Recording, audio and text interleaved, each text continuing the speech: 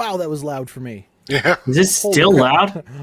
That's weird. I guess I just have to do the stock intro then. I don't know. It sounded fine to I me. think it was loud to me for sure. That was brutal. What's up, Nerferders? Welcome back to the show. Wake up! This is yeah. I've got a second win, new energy. Welcome to the Man of Steel watch party. If you are watching live, thank you very much. If you join us in the future, if you join us in the future, welcome again.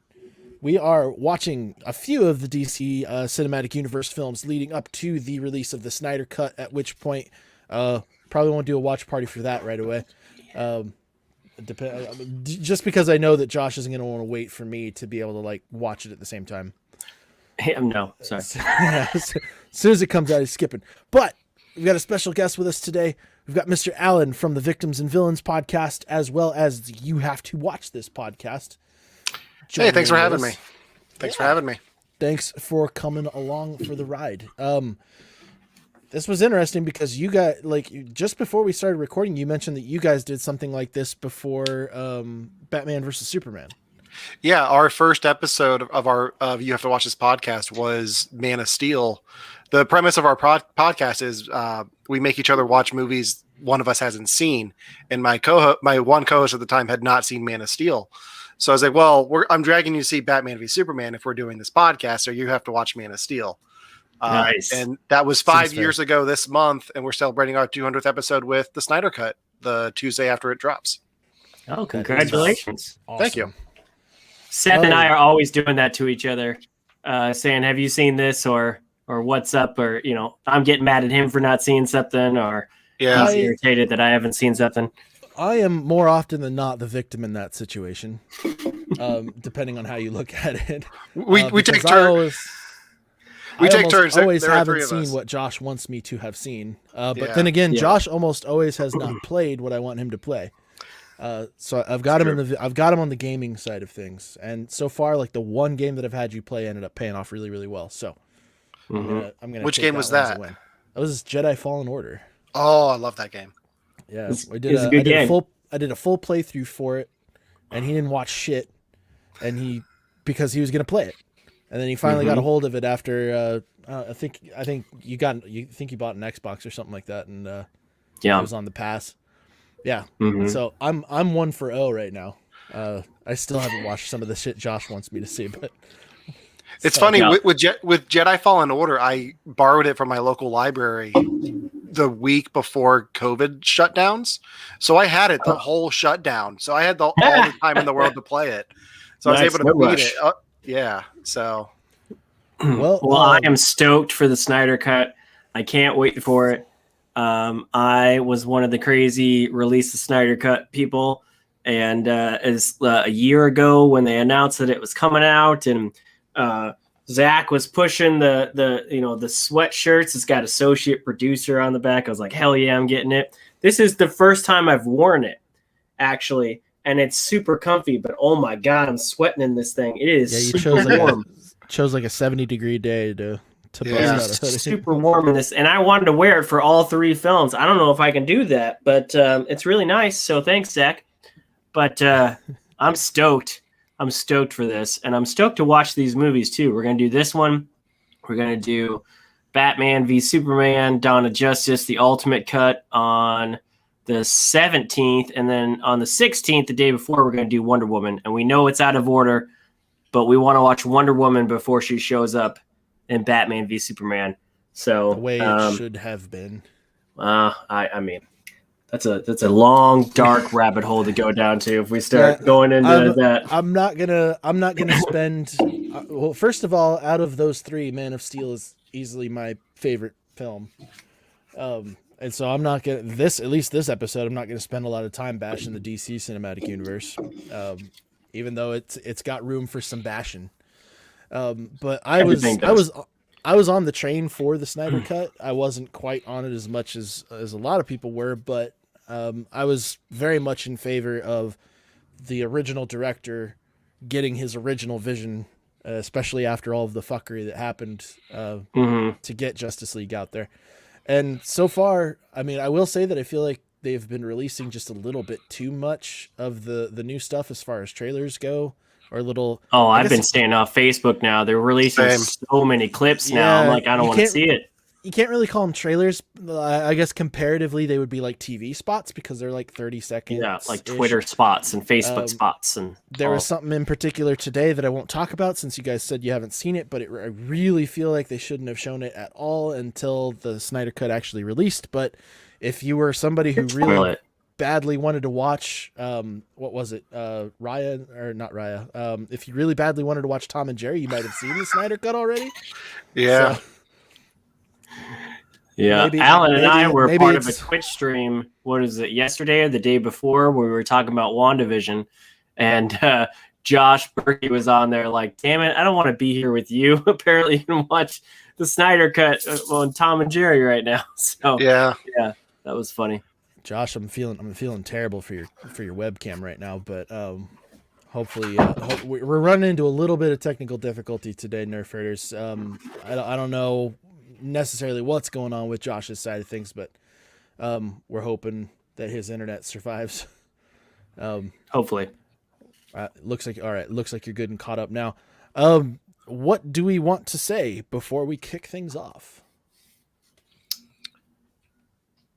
I guess I don't know about Alan. I mean, Alan, are you more of a Marvel guy or a DC guy or best of both worlds? Best of both worlds for me. Superman is one of my favorite DC heroes. It's him and Batman. As you can see behind me, I've got all the Smallville Superman stuff. But I've Man of Steel I remember when that movie was coming out, I was all hyped for it, and I've got a great story I can tell you guys about seeing it in the theaters because it was a day event. But Superman's always been one of those characters that I've always identified with, and so at least the Clark Kent side of things. So I'm really excited to see Zack Snyder's version of that come through and finish his trilogy with Superman in the Snyder Cut. So I'm in it for the superhero moments. Honestly, Man of Steel so like in every Marvel film, that's the moment that I look forward to the most, is that superhero moment, like the real like where it almost tugs on your heartstrings. It's like, this is the moment he becomes the hero, or this is the moment where he starts showing it to it. And Man of Steel delivers on that several times. I think better than any of the other. I mean, Wonder Woman's got a great one in there too, but Man of Steel, I think, delivered on the superhero moment better than any of the other films so far. And so that's why it stuck out to me. And so I remember tearing up when I first saw them, so that might happen again this time around. I won't say which ones they are because, I mean, you might see it. But then again, if you are somebody who is deciding to watch this along with us, you will be along for the ride. It might be the first time that you've seen me cry on this channel, except for maybe outside of like maybe a Star Wars trailer reaction or something like that. But we'll see what happens. Well, Man of Steel came out after the Nolan Batman trilogy. Nolan was a producer on it. This was a special time in DC films. So I was excited for it back then. It had a stellar cast. I mean, you couldn't go wrong with this cast. So it's been a while since I've watched it start to finish. So I'm excited to watch it again. Well, what say we kick off? Let's do this. So those people watching, we're not going to have it on the screen. You need your own copy to do this. YouTube edit later, we might add something in, but you need your own copy. Obviously, we'll be discussing the scenes as we go along, so you'll have a pretty good idea as to where we're at as we go along. If you don't like watching movies where people are talking, this is a terrible video for you to watch. Commentary video. I would hope that this is not the first time that you have seen this film, but yeah, we will. I don't know about you guys. I will. I think because of the way that you two are watching it today, I'll probably have to pay the most attention to my time code, and kind of let you guys lead into where we're at with the scenes. Like I said, I'm on that black screen right before. Like I can see a little bit of the gray from the Warner Brothers logo, You might even be a already little ahead present. of us. So, There's all just right. Well, I think the best thing we can do, I think we just do a 3, 2, 1 click and click it on the click. So if you guys are ready for that, all right, here we go. Awesome. 3, 2, 1, click. There's that logo coming up, that gray logo.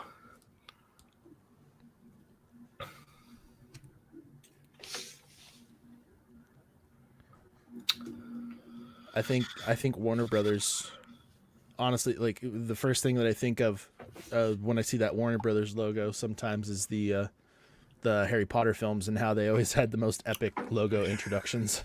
Yep. Because they're always different. Oh, and Legendary.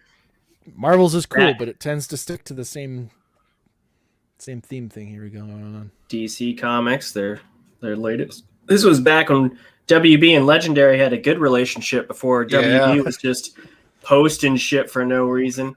And there's this must be Nolan's company, right? Because I think so. yeah, Yeah. because it's on all of his films. Is anybody else watching with subtitles, or is it just going to be me? It's just gonna be you.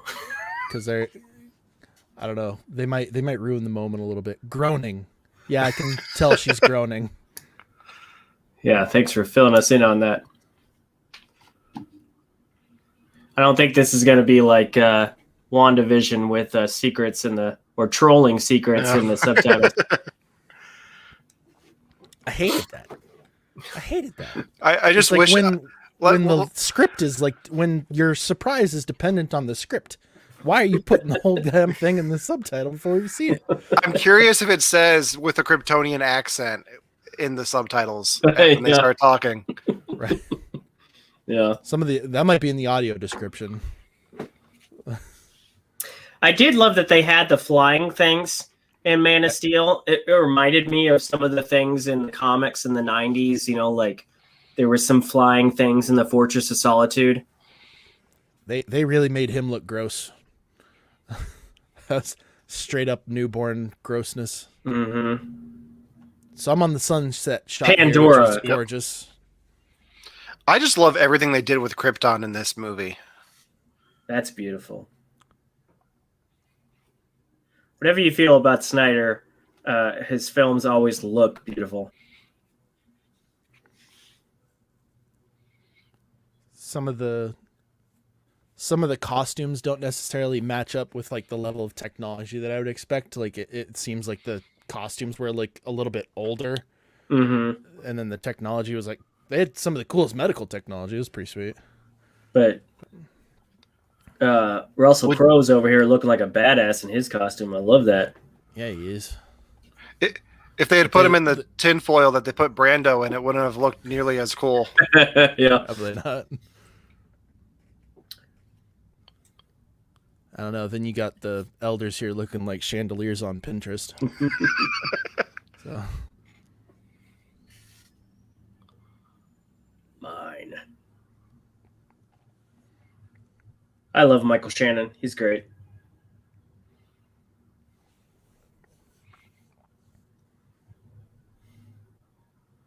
This is Sparta.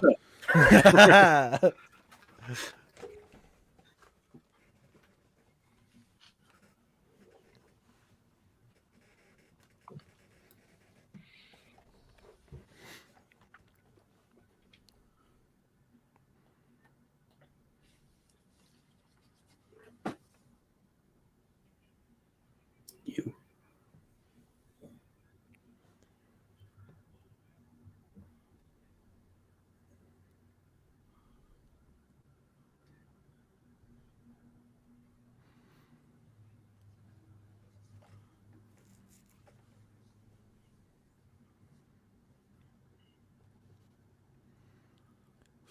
See, like kicking things off, this makes Zod's character look like very, like you understand the plight, like because the whole world is collapsing at this point. Mm-hmm.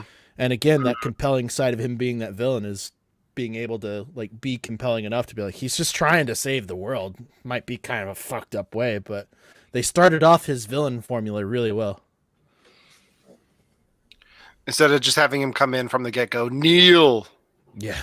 Right. Yeah. It's like Well, not really I'm not sure if I don't think Zod was there to save the world. I think he was just like, it's your fault that we're here, so you should no longer be in charge. I'm not sure if he had a plan to save it. He was just like, you all should no longer be sitting on the throne. It'd be a plan to stop the destruction from getting any worse. Ah, that beautiful track. Look at that shot. I love it. I remember, so back with the Nolan films, and then with this one, you always knew the trailer was going to be good if it was the Nokia trailer. I don't know if you remember that, but like the Nokia trailer for The Dark Knight and the Nokia trailer for The Dark Knight Rises was amazing. And then the Nokia trailer for this one showed a lot of this sequence, and everybody was like, holy shit, Krypton looks amazing. So I don't know what happened to those. The one thing that I don't understand is why his Cortana bot decided to ride on the back of the thing with him when she can fly. Maybe she can't fly that fast. Calm down. Maybe. Have a jetpack. Technology. Yeah, well, true. I mean, it's still flying there, so it is keeping up with him. I don't know if he has like a magnet on his back, but it's flying with him.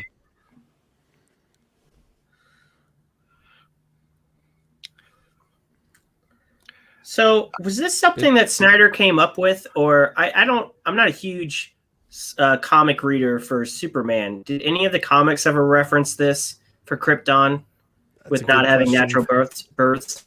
That's an Allen question for sure. I don't know. I'm not big on Superman comics either. I don't know. I know the destruction of Krypton is always different depending on whatever story you're going off of. So I think the Kryptonian science and everything changes depending on which version you're reading or watching. This does seem like it was a Snyder thing because I think this was built in for the sequel as well. When you get into Batman v Superman, this does play a big part with their cloning technology. Right. I like what they did with this though. Like good. It was yeah, this is cool. It gives him that MacGuffin throughout the film. Like he's when Zod does get to Earth, it gives him that something that he's looking for.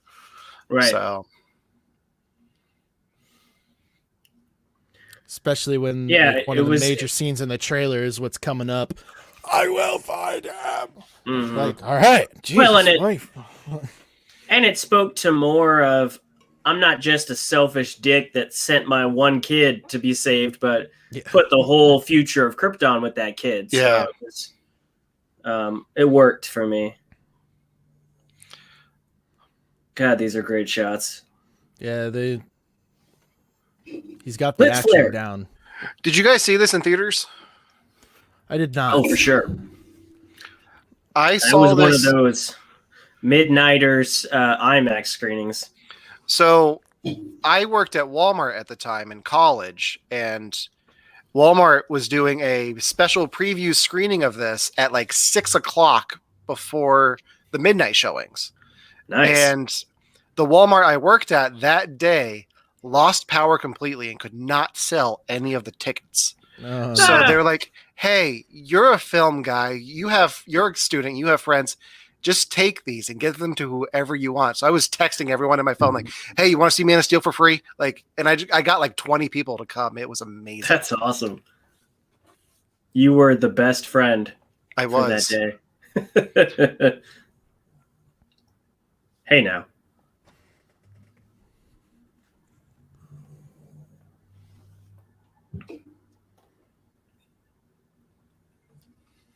I love that. How? Yeah. He knew. It is one of the best parts about this film, the difference in parenting between him and Kevin Costner.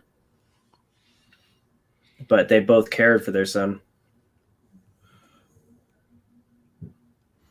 It does make you wonder, is like if they knew about this planet, like because we know that they did like scouting missions and stuff like that. They were searching for stuff. It's like if they found this solar system where they'd all become fucking superhumans, why wasn't it the goal to get there? Because they're not dicks. Well, there is a prequel comic for this movie that I got with the free ticket from Walmart where Supergirl crash lands on Earth. Yeah. Like thousands of years ago. So that's the ship that Clark finds later on in the That's movie. the empty casket. Yeah. Whatever. Yeah. So they did find Earth, but they were stranded and couldn't connect. I forget gotcha. I forget the details, but they did find it. They just never made it out there. Well, somehow L I here. heard Supergirl, and data. I heard Supergirl before you said 1,000 years ago, and I was like, Jesus, let's not reference that film, can we? We stay away from that as much as possible. Oh, it's a guilty pleasure. That I've never long-ass seen it. A&W ad. Oh God, it's terrible. It's Baby so bad. penis. It's not a Superman movie if you don't show the baby penis. Right. It's like a thing. It's got to It's be about- like in the contract somewhere. Yeah, like You can't have the rights to the film unless you show certain things. yeah. It's like part of the mythos at this point. Yeah. I think the only Superman origin story that doesn't do it is Smallville, and they were on television, so Mm-hmm.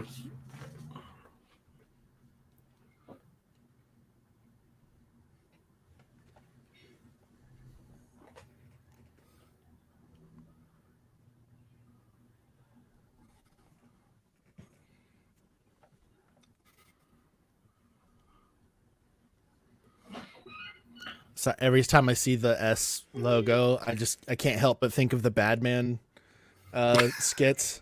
Hope starts with an H, stupid. I love those videos. Yeah. Yeah. Suit up.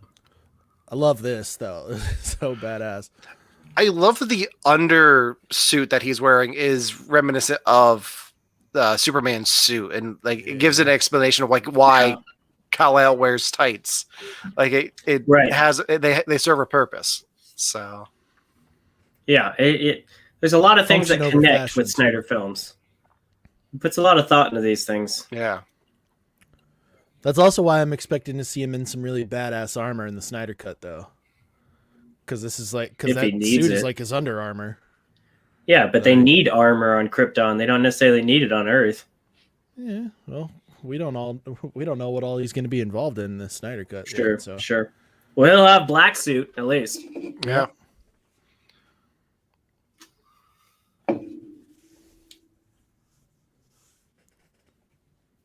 it looks like the light dragon armor from Skyrim. Looks awesome.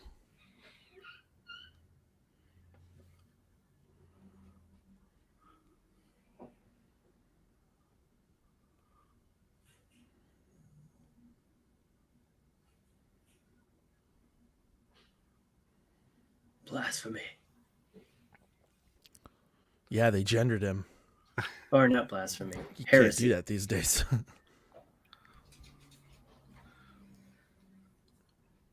The last gender fluid child of Krypton. Yeah. Now, a lot of people thought Michael Shannon was miscast. I don't think so. I thought he was great in this role. I don't think so at all. He's a bad Funny guy. lines, but Like- I thought he was great. He's a great bad guy. He does I mean, cheese it up a bit, but Yeah. just enough Sure. for the character. Like I I don't mean, I know who think it else. calls for it. It's a Superman film. I was gonna say Superman's always supposed to be was always a little bit campy. Like Yeah. if you're gonna let He a was little bit of always that either bleed fighting- through, we're all for it. He was fighting a charismatic bad guy or Lex with a real estate issue. You know, that's what Yeah. every Superman film was.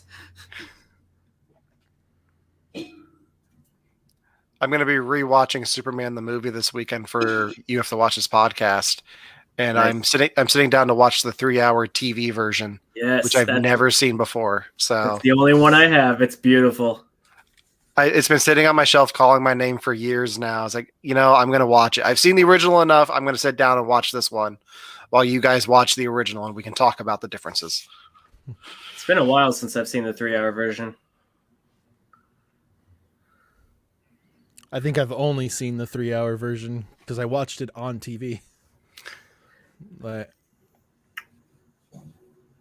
Makes you wonder how many films they did that with. I mean, it's kind of cool that they did that with. that armor sucked. But could you imagine watching that in today's TV land? Like, it would take you like 7 hours to watch that. Yeah. film. Yeah. Well, that's why they just release it straight to HBO Max, so you can just watch it all at once. You get the commercial at the front, and then they already got your money with the subscription. Is the 3-hour version on HBO Max? No, but like the Snyder Cut, would be that. Like if they premiered that on CW, they would instead you get it on HBO Max. They get your money up front, and you don't need to worry about commercials. Right. All right, so they are just now coming to Zod is just now walking out to give the order to blast the thing. Yep. We all still in line, roughly? Yep. All right, cool.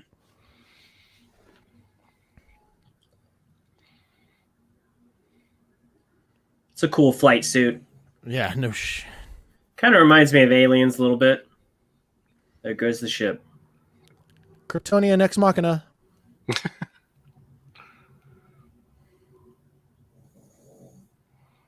It's a weird, like, turtle shell design ships, but I like it.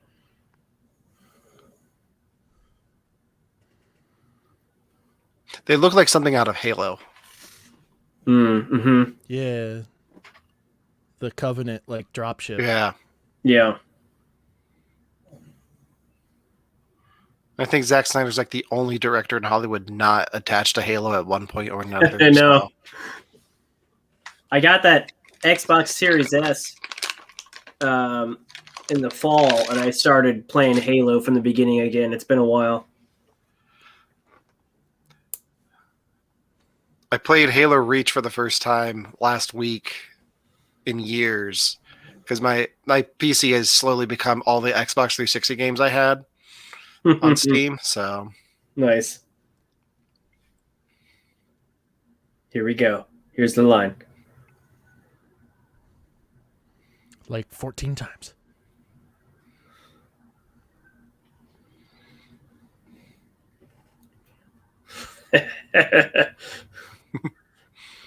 Just the 3? Okay. Oh. Yep. Just the 3 and then the penis mold. That was a bit of an oversight. Like,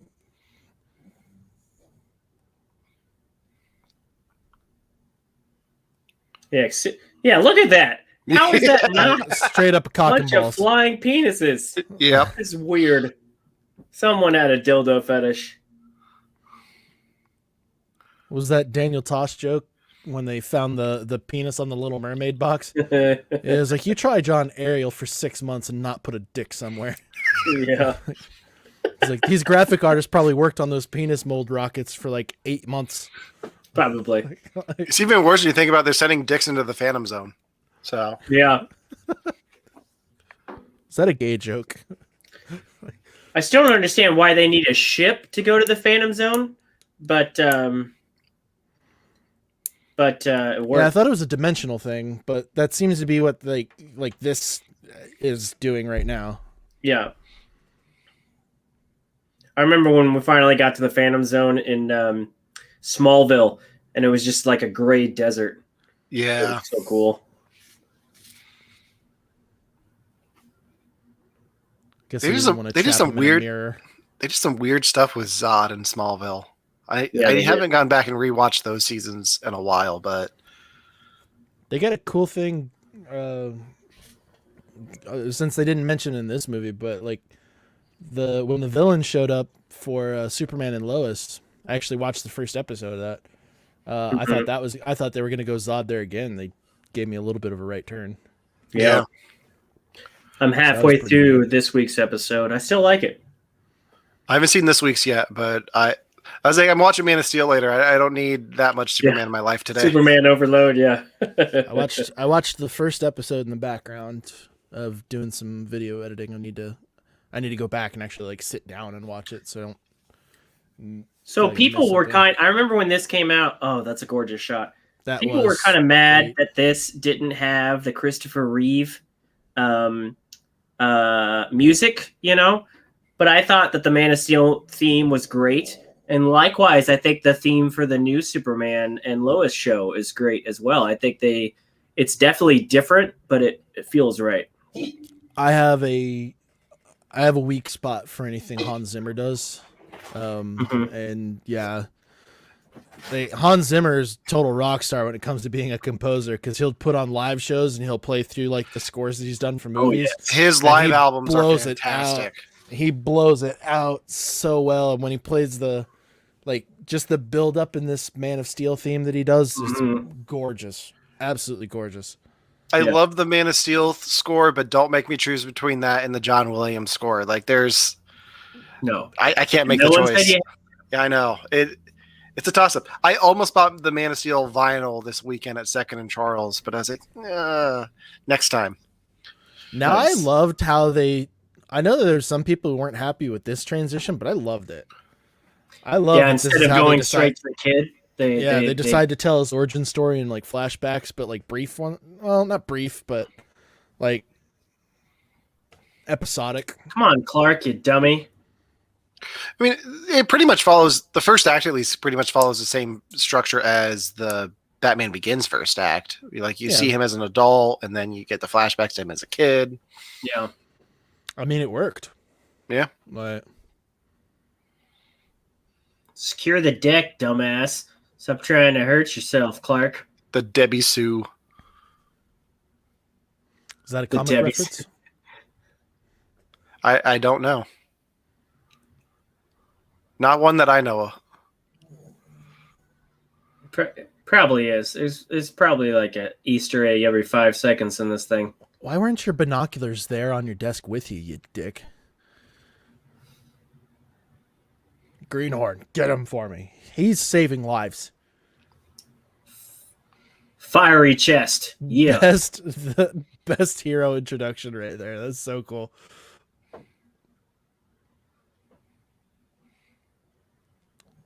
Is Alan searching Debbie Sue? I am, actually. Yeah. I'm waiting for. Didn't Kevin Costner do like a national or a Coast Guard movie with Ashton Kutcher or something like that? Yeah, that sounds about right. Yeah, if Ashton Kutcher came out and was like, "Hey, I'm here.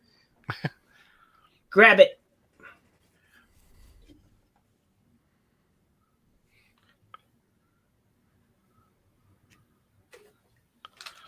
I feel like they might have been able to get off that helipad if he had just like gotten in the damn helicopter, but maybe not.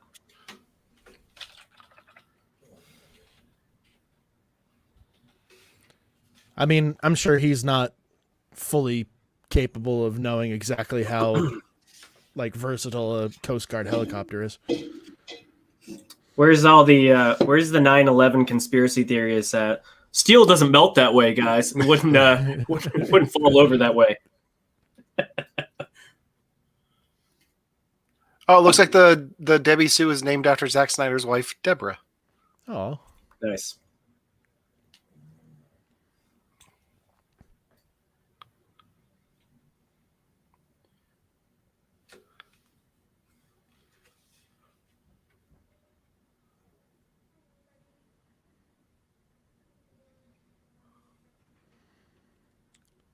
It was so nice that they. Yeah, this is a freaky sequence. I really like that they stick pretty much every Superman origin story. They stick to the formula of like keeping him in the Midwest. Well, yeah, we don't really get a lot of that. Yeah, we got to keep what we got, right? I mean, it's such a big part of that character. I'm not from the Midwest, but if they took him out of the Midwest, I would be upset. So. Well, they play it off in this film really well, like because everybody knows everybody in those small towns. Like, but they show hints of that a lot in this movie here too. In later evolutions of Superman, though, they seem to have moved Metropolis farther away. Like I used to think that Metropolis was like Kansas City, if Smallville was in Kansas, but now Metropolis is like. Detroit like or New York or something like that. Yeah. I mean, it's not those, but it's like more like coastal or something like that. Even Smallville had that issue. Like Metropolis was like a few hours away, and then by the final season, it took them like 5 minutes to drive there. Yeah, yeah. Hey, the Game of Thrones method. Yeah. It's a name I've not heard or thought about in a long time. It's like 3 seasons to get to Westeros, and then 5 minutes after a while. No big deal. Diane Lane was a great mom. This was great. Yeah. Used to have the biggest crush on her growing up. Her little spill to him doesn't really help with the whole he might be insane thing that all these other kids are thinking, though. But this does, I mean, I do like this versus the high school, like, horny moment that Smallville had. I love Smallville, but I'll dog on Smallville all day.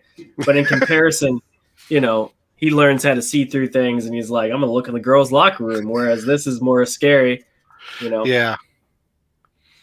Well, Smallville had the WB audience to worry about in that season, so they had to deliver on that front. But God, I love that show. See, this part was like this was the only part that I was kind of out of place on.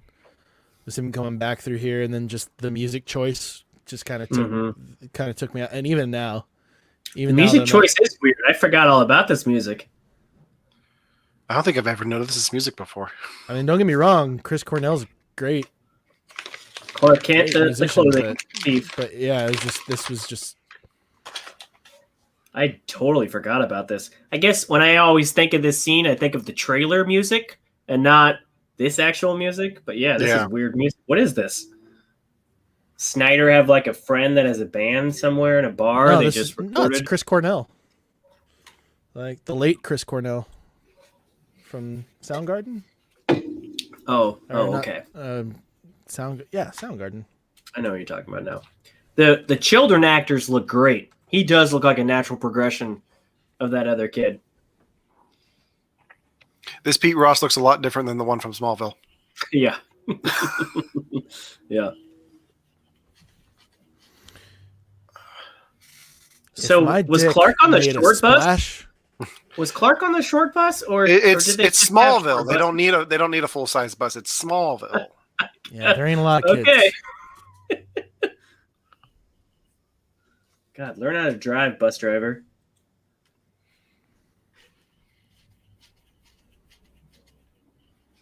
I got something in my eye. He's like, I'm gonna wait till they're good and drowned first, and then I'll go out. No,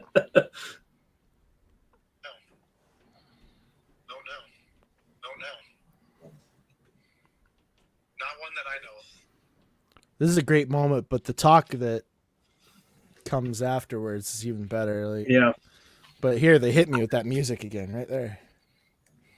I just want to know what the newspaper said. Like, bus driver drives it out of the river, or like, how did they explain this in the Smallville Times? You know, I just watched Shazam for the first time. Does every DC superhero in the DCEU save a bus at one point in their origin story? I guess. I liked Shazam. That was fun. I mean, you put Zachary Levi in something, it's probably going to be a good time. Yeah. And he looks like he's having a blast the whole time. Mm-hmm. My grandpa hated it, though. Your phone's charged. My grandpa didn't like that they went for the comic angle versus the old somber angle.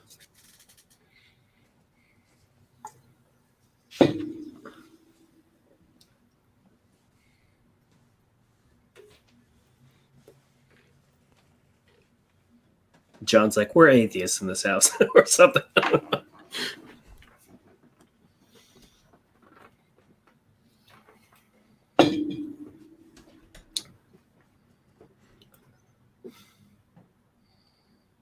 Like I said, that this isn't the first time Clark's done something like this, but they don't reference like something in proportion to him lifting a bus out of a river underwater.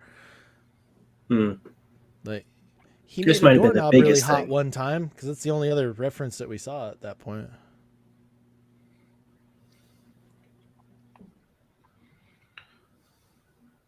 Man, they really nailed the casting for Jonathan and Martha in this. They did. Yeah, they did.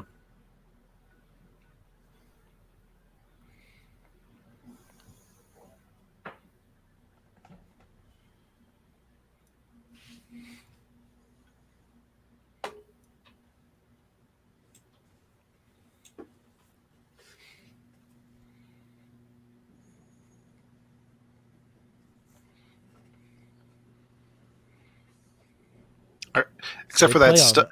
Except for that stuff in DC in 1984, we don't talk about that.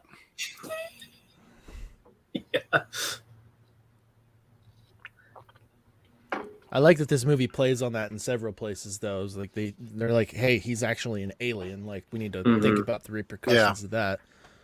It's like, we're not alone, holy shit, let alone the guy being able to fly faster than a speeding bullet. That's what I loved about Jonathan Kent, though. He had the ability to think about the ramifications, but he was also a simple man and didn't have all the answers. And I just thought that he embodied that perfectly, like maybe you should have let them drown, or I don't know, but he's never been one to say that I have all the answers to things. The music here, though. Ugh. This whole scene. Mm-hmm.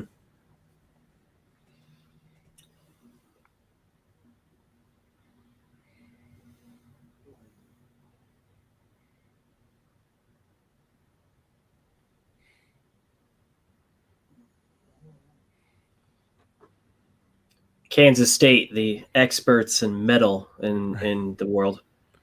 I love how they just let him leave with a thing that doesn't exist on the periodic table. Yeah. Like, I don't know, guy. Here you go. Didn't call anybody. Like, hey, this farmer dude totally just gave me fucking alien metal. You might want to pay him a visit or something. Today they would have done a 3D printing of it and gave him the false one back. Yeah. Yeah.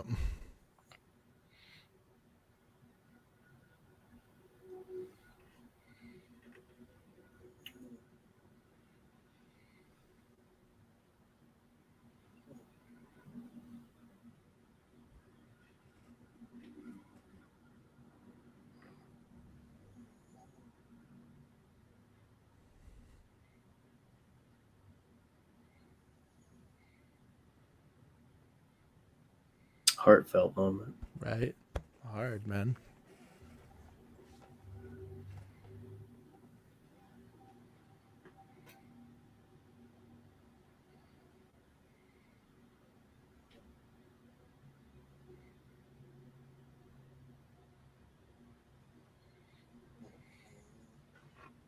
He looks like he could have grown up to be Tom Welling. Yeah. Oh, I love this. I love this part. Talking of the casting, love it and hate it at the same time. But Kevin Costner and Diane Lane just came out with a movie in September about living out in the country and raising a small kid. It wasn't that good. It was called Let Them Go. But I'm like, oh yeah, the Kents are back together in another film. Is it part of the multiverse where it's just not a Kryptonian? Yeah. It wasn't that good. I took my mom to it. She really wanted to see it. He gets his hand chopped off. And here we got Soups being Soups. Even without him being Superman, he's bigger than you. Just don't even. Yeah. We can add Superman messing with guys in bars to the list of things you have to include in Superman movies. Yes. And I'm pretty sure you got a beer to the head in that other one, or a drink to the head. Yeah. And what was that, Superman 3? See, that moment right there. Superman Why do 2. you not back the fuck off at that point? You just pushed them with all your might and you knocked you back like fucking. That was nothing. Superman 2. Yeah, you're right.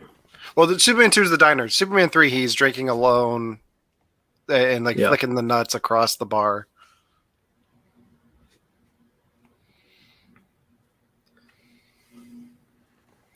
What I hate is that there were other people in the bar who were laughing at that. Like, wow, is everybody a dick in this place? They're all dicks, yeah. Like,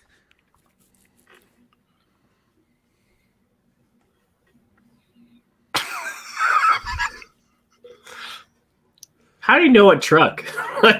He just got the wrong truck. He just starts walking to the side and gets in his truck. It's like, oh, that's X-ray weird. vision. Maybe he saw him coming in. Maybe.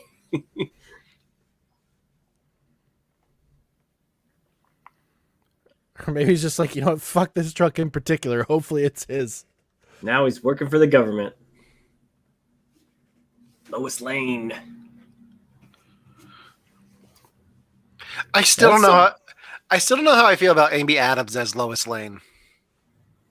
What do you? I mean, I think she did good. I thought in this, she anyway. ranked up as far as everybody else did. Maybe I'm not a huge fan of how little they use her in the theatrical version of Batman v Superman and in this. Like, I just wish she was used differently. She does get more screen time in the Ultimate Edition for sure. Yeah. But she's doing that bullet investigation and everything. Mm-hmm. Yeah, they actually give her and Clark a storyline in that one. Mm-hmm. So what we're not talking about though is that apparently another one of Superman's abilities is like expert level, like government level forgery, to where they don't find out that his fucking name's actually not Joe. Well, he just needed Stabler leveled up. And he leveled down. He's going to be back on Law and Order next month. I don't know. I imagine he's making. Hey, he knows his bread and butter. Yeah, I'm sure he's making a penny. Well, this is the first thing he did after he left. So. Oh, was it really? Yeah, this is because they shot this in 2011. They started photography, and he left in 2010. So it was like one of the first big things he did. And he got a hero's death. Yeah.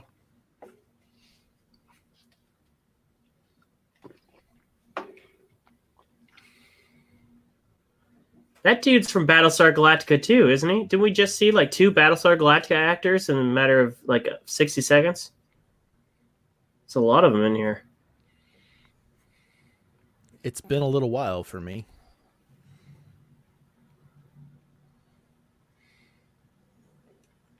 He's just walking around. He had to drop her bag somewhere.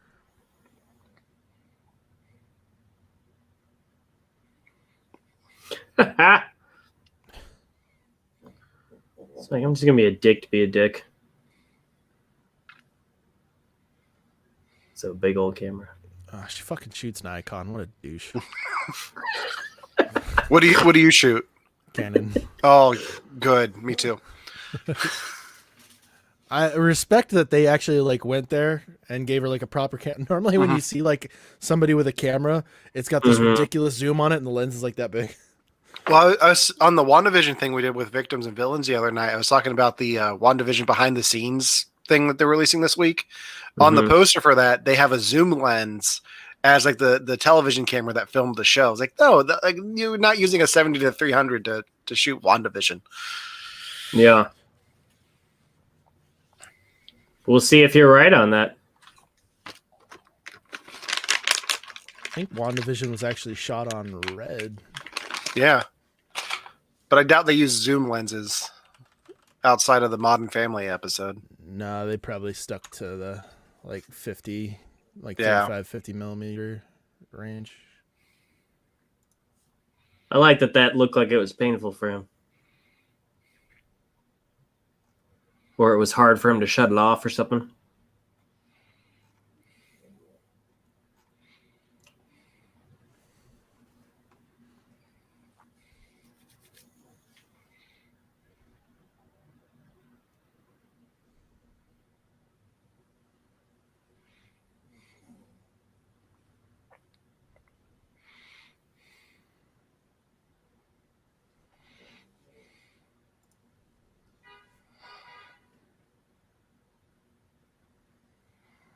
I think I just heard a car honk. That must have been one of you guys' mic. Yeah, I think it was outside my apartment. I was like, I don't remember that part. Yeah. What is this? This is a weird transition. Your Uber's here? Yeah.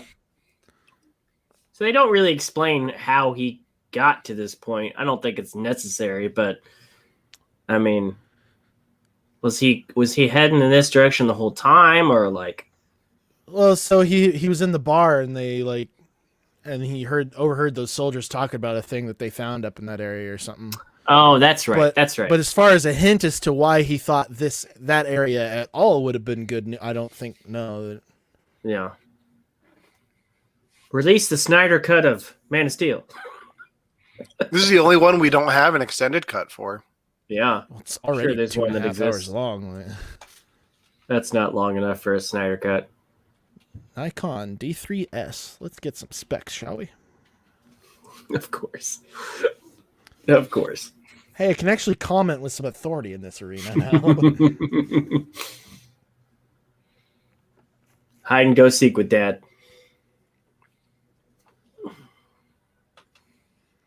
Wow, they gave her a cheap fucking camera. I mean, she works for a newspaper, so that makes sense. Yeah. I don't know. This 12.1 megapixel camera though. Back in those days, yeah. I guess that's a good range. It's not great by like today's standards, but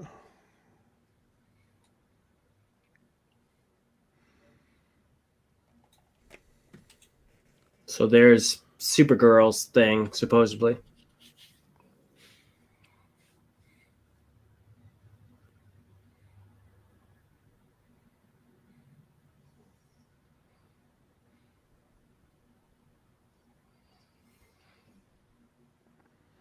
so I want to know how she lived through that. Like, alien technology, like full on going out. I feel like it wouldn't fuck around. Like I feel like it would just. It could have been on stun mode. Sure. Yeah. I do like how it's both mechanical and organic looking at the same time.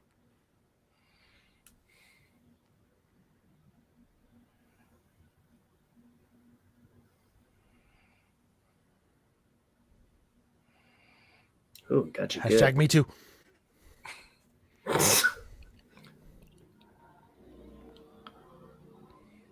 God, this would suck, man.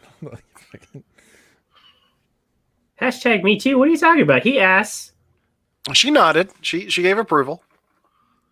I think he was just trying to Even calm her took off down. the She shirt. was like, He's "All doing right, his I'm free relaxed to the shirt. now." He's not even pervy. Like, we got to take all this off. He's doing it right through the shirt. It's good. To be fair, he wouldn't need to take her clothes off to see what he wanted to see anyway. So. Yeah. They explored that in depth on Smallville. Superman's the ultimate pervert. Listen, you don't have to make it dark like that, Seth. Well, I guess they even did that in Superman the movie, because when they first meet on her balcony, she's like, "What color underwear am I wearing?" And he's like, "Oh, well, you're standing behind lead, so." And like 5 minutes later, pink.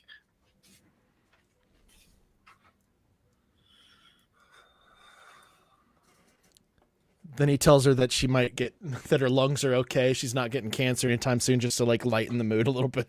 Yeah. Mhm. Pretty sure that was the first one. Yep.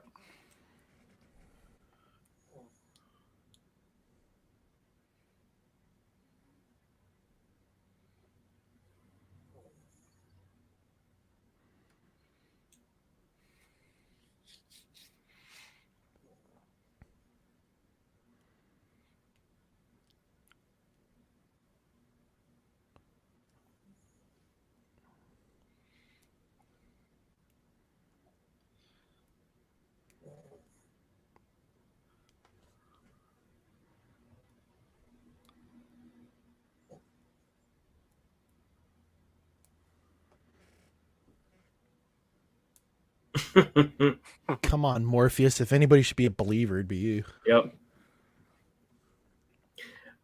I did love the I remember the silly reasons why people wanted to hate this film. They made Perry White a black guy? Really? Like, oh my gosh. Just because his name's White doesn't mean Yeah. It's in that he has his to- name, that he- guy. it doesn't mean he has to look like a great Caesar's ghost. He can be played by Martin I like this again. Lawrence Fishburne. That's it. Yes. Because again, with this character, they touch on the alien thing again. Not particularly in this scene. He mentions it again later, but how dangerous it would be to like let that information out and have it be real. Right. Just because there's like that understanding that people probably wouldn't take it too well. Well, and he was trying to protect the paper at the time and the Yeah. credibility, and But I like didn't that want it to concept. be like tabloid level. Yeah. So who is this guy again? He's like a hacker or something. She went to him to leak I it. thought he was a conspiracy theory guy or something like that, or Yeah. like a rival journalist who like the WikiLeaks guy. Maybe I don't know. Maybe that's why he had white hair. Yeah. This is before he grew it out.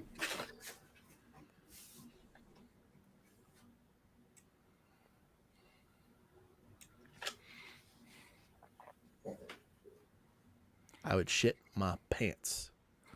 I was alone here for how long?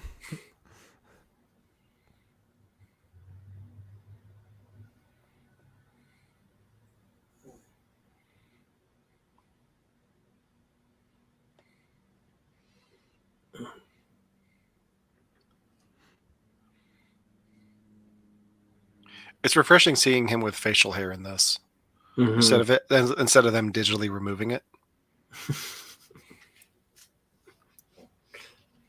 I was gonna say they never should have done that. He looks so damn good with facial hair. I like this version of the hologram for his father versus the Marlon Brando floating head, you know? Yeah. The one that they do on Superman and Lois is weird. Like, it's just a strange casting for Jor-El. It is. I agree. Hopefully that's not like a huge thing that they keep showing.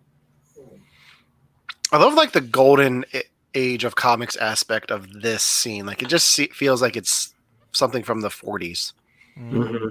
It's very artistic, very like simplistic. It's cool.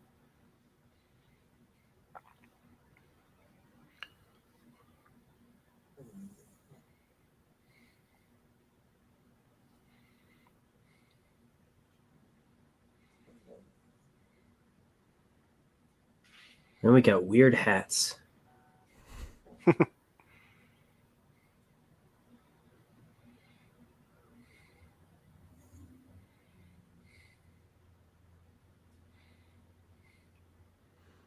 But why were they abandoned? Like, that's what I want. Yeah, especially if you had exhausted your natural resources. I think it's because of the cloning.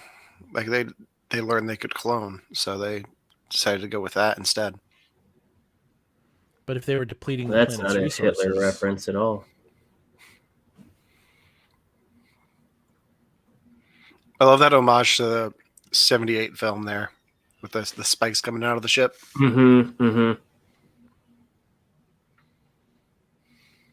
Yet another Matrix reference right here. Yep. We've had quite a few already.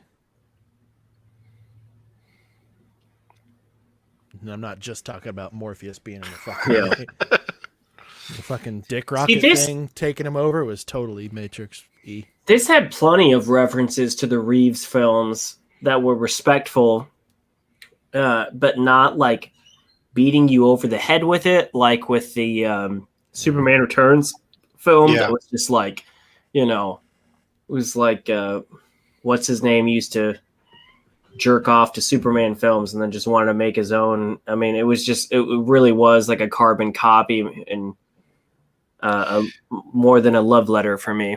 Yeah, and that one was supposed to be a sequel to Superman 2 at least, and it just doesn't work as well. The script's a lot better than the movie is, I will say that. I've got the screenplay back here behind me. Oh, nice. You had mentioned that spike ship. Line. Yeah. You're as much a child of Earth now as you are of Krypton. More so, he's been there longer. Yeah.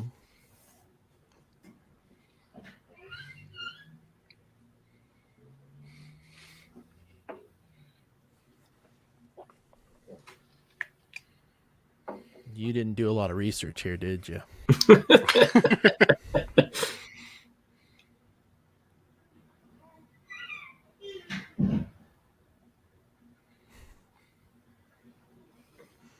Hope starts with an H, stupid. I was a man. Now I'm a bat. Bad. Dr. Fishy! No! Pete Holmes, those sketches were so great. Oh, all of his superhero sketches were. His X-Men ones, those were great. Him firing Wolverine is probably the best out of all of them. I always forget about those. I have to go back and watch those ones. Yeah. What is a motorcycle made of? Tubes. Tubes. Tubes and glass. This was great. This is a great sequence. Oh man.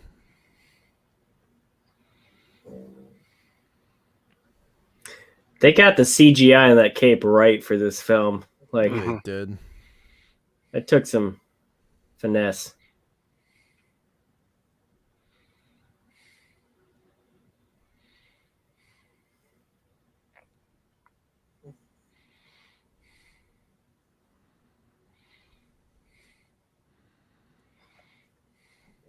The classic pose.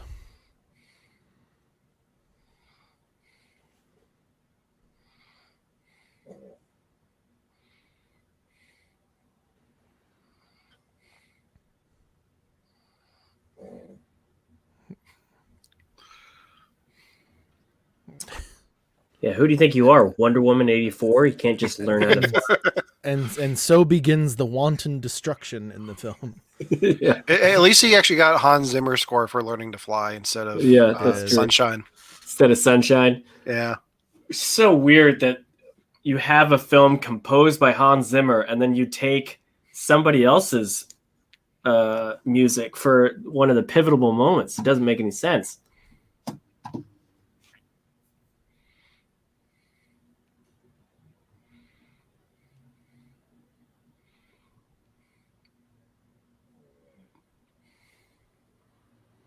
I'm convinced That was a great line too. It reminds me of the Marlon Brando.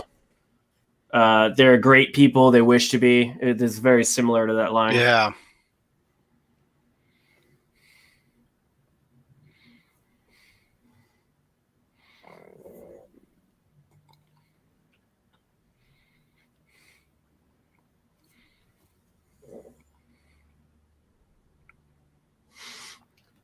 Fuck you, zebras. Yeah. I just hear the voice from Cinema Sense. Superman's a dick to animals. Yeah.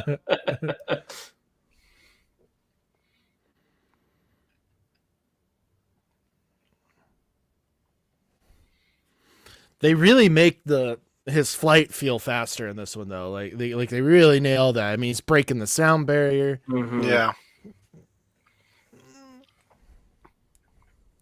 And not traveling through time. So Yeah. I mean, it's a Superman film. If you can't nail the flying aspect of it, then you just, this is the Christopher Reeves shot. Oh One yeah. of many. Yep. Great shot.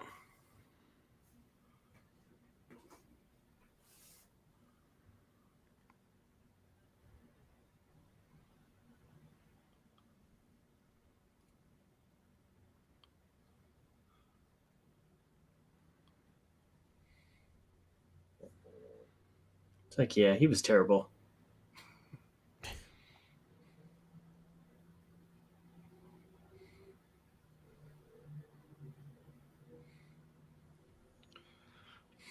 Still the weirdest I know. tie-in is IHOP. I know.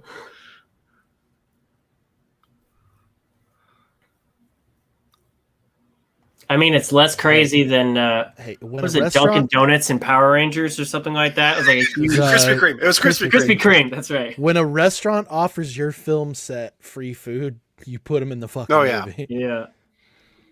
She's wearing a Sears polo. Gosh, Sears used to be a huge thing. I mean, in small towns, it probably still is. I think they're done. Well, they are now, but this is Yeah. 2013. Mm-hmm.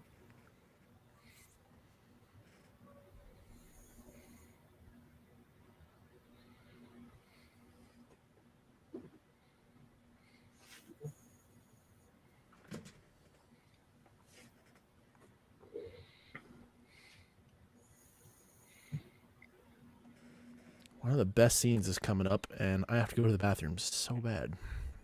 Hurry up.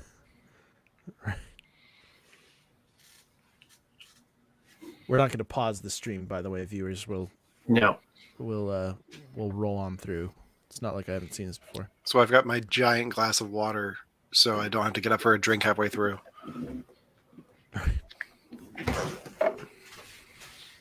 And then you have a drink for the rest of the show afterwards. The Bear Grylls method. No, actually, I've got bottles of water to drink. If I have to go to the bathroom, I'm going to the bathroom. I'm not. Yeah. I got mine too, Alan. Hey, nice. Yeah. Cheers. I got a very worn Spider-Man. Nice. Nice. There you go. Trying to bring Marvel into this again. First the glasses, now the cup. Didn't see Soups in theaters. I didn't see any of them in theaters. 2020 was the first year I didn't get a cup like this, and I was like, oh man, I want a Right. cup. Right.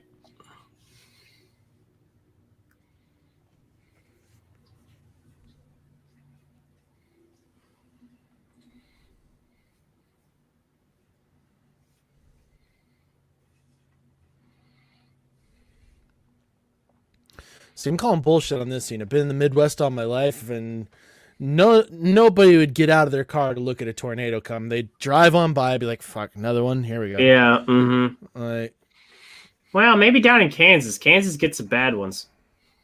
Jericho got that really bad one. yeah.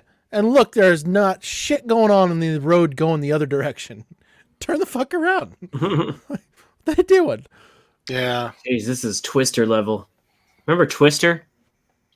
That was a movie. Awful good movie. And a good awful movie.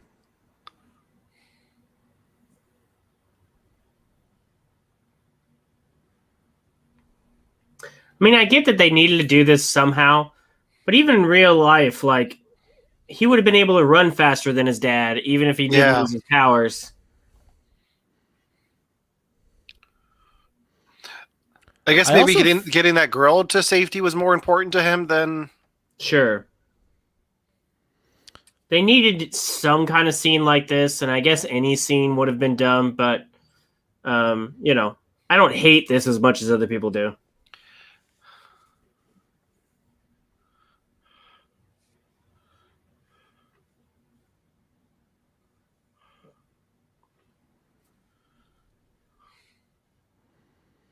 I mean, the message that it portrays is still, like... Mm-hmm. Yeah.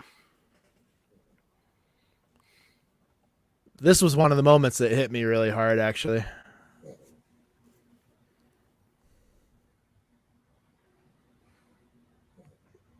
Yeah, right there, man. Fuck. Oh, shit.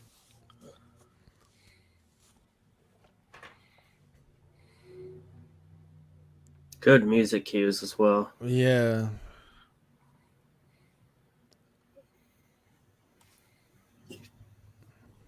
Fuck. Yeah. I let my father die because I trusted him. Like, Jesus fucking Christ. I'm glad they brought him back to be like, you know, a guy when he needed it in other films.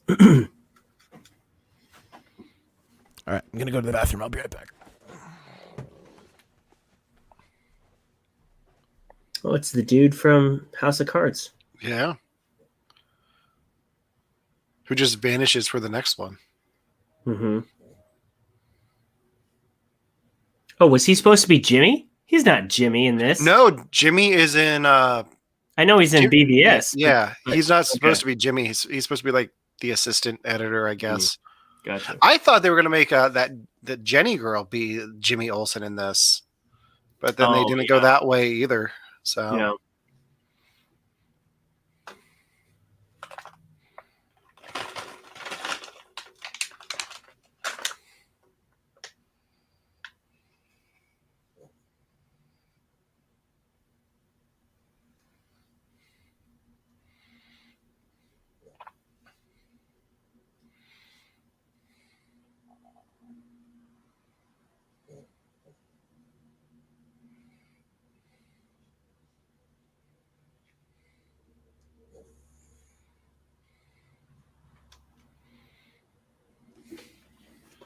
And they're about to. yeah.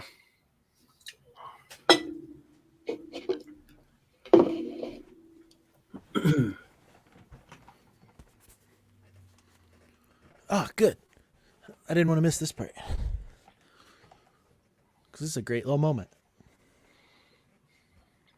LexCorp.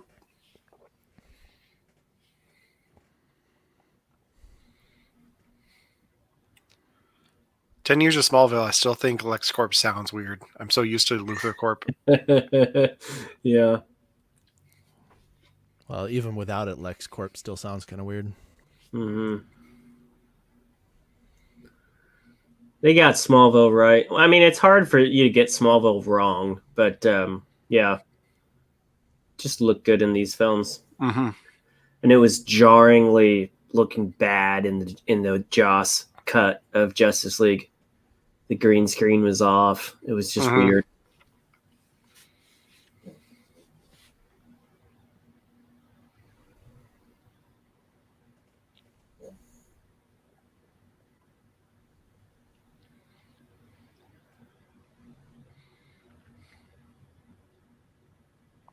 Yeah, she's got good emotion in this scene.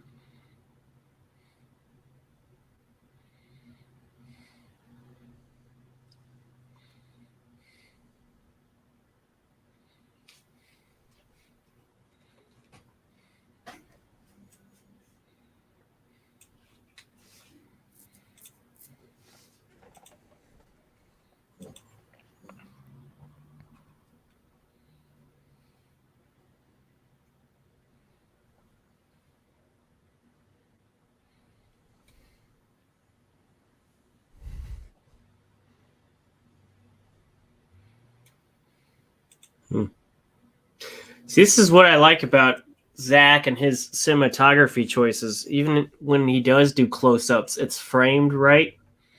But like a lot of the reshoots for Justice League, sometimes they just really zoomed in on a face and then blurred everything out, and it just looked horrible. And you knew that they were reshoots. That's the thing that makes me most excited for the Snyder Cut. Like everyone who worked on that film was pretty much replaced. Even the cinematographer, like getting them to come back and show their original work and Yeah. finish what they set out to do. I'm super excited for. Well, the cinematographer's interview a couple years ago was the monumental piece when he was like, Yeah. 90% of the stuff that I shot is not in the final version. So that gave the Snyder Cut fans hope. Yeah, that I think that was the first time I remember like really buying into the Snyder Cut as a thing. I was like, well, if this is the case, then yes, let's see this. Like I want to see this film. Mm-hmm. They got classic military guy.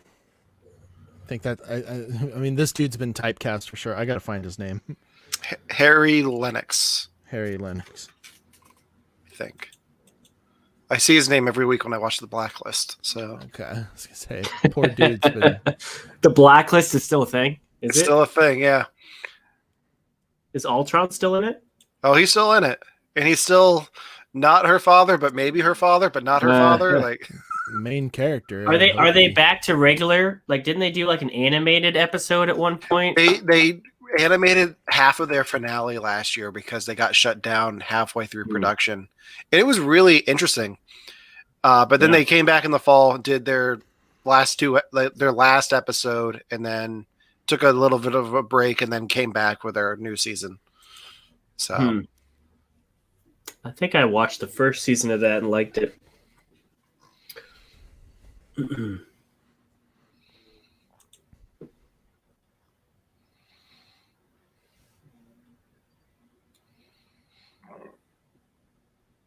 This was cool.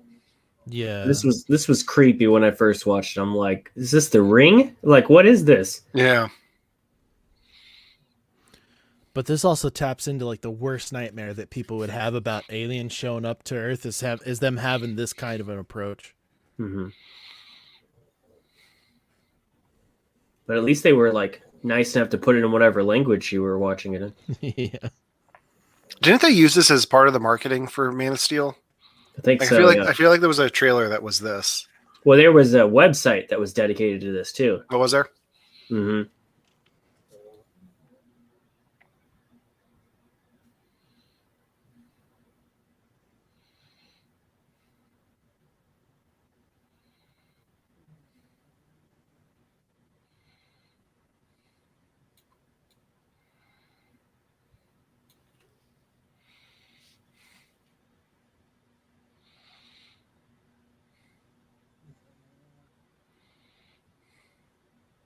I love how she pointed to the TV and says, "It's on the RSS feeds." Yeah.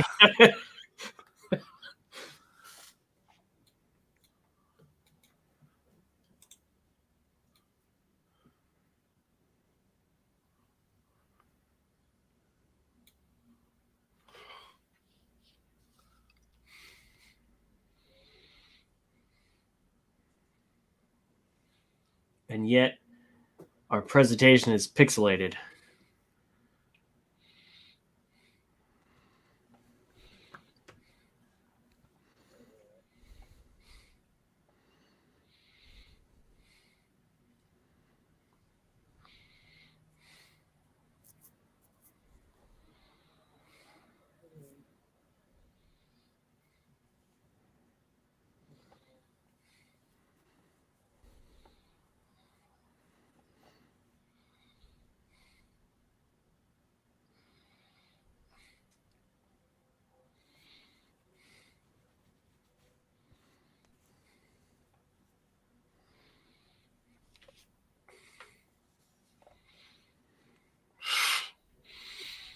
I remember that getting me in the theater when that light Terrifying. when she screamed. It just made me jump.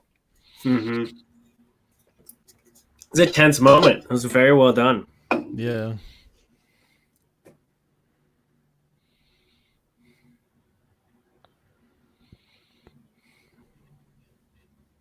Oh, It's like, just you nailed motherfucker.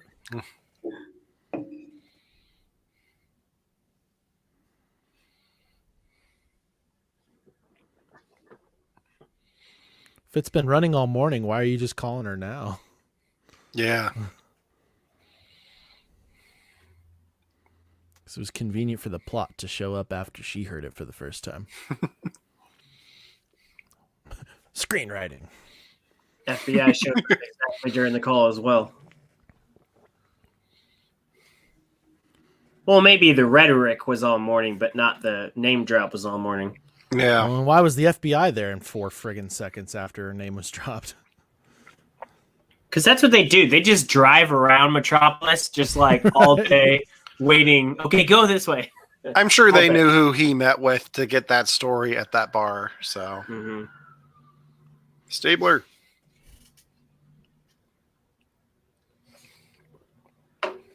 This was great. Yeah. In Jim Lee's For Tomorrow, there's a great church scene that this reminded me of, where Superman goes to a church to kind of seek guidance.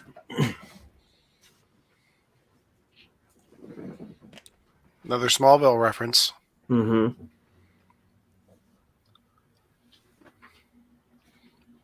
Although I don't think they're going to be making any Chloe Sullivan references in the future. I know.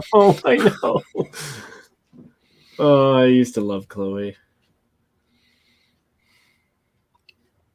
Children are terrible.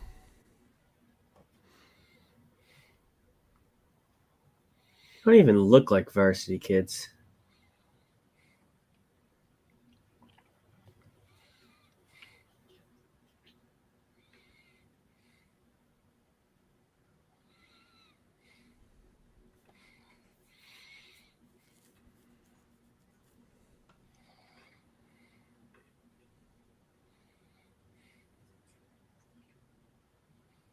I haven't seen that kid in anything else after this.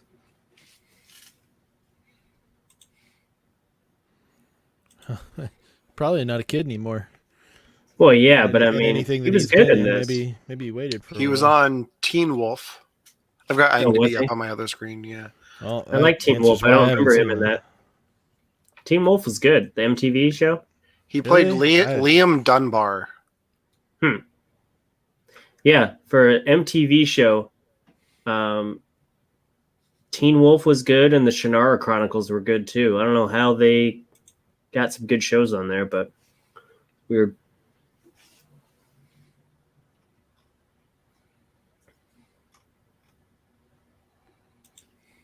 Dylan Sprayberry.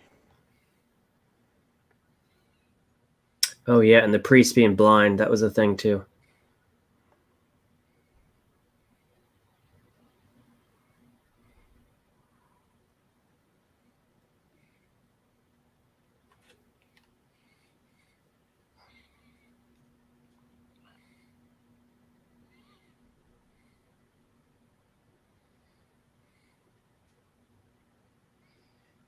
It looks like he was in some horror movies as well.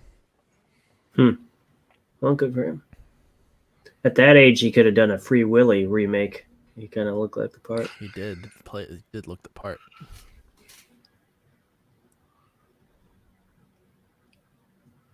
You don't touch the classics. Like, we don't need to remake Free Willy. I know. I just spoke it into existence. God damn it. I don't know. It'd be cool if they remade one, and the kid who played Jesse is like an adult now, and that's what he does. He breaks whales out of shitty SeaWorld places. That was like the I can see that being written, being pretty cool. The foster dad in that was like the one family role he played, and then the rest were Tarantino films. Right. Did it a couple times. Did he? Oh, that's yeah, boy, he yeah. was, He was a sequel for that one too. Mm-hmm.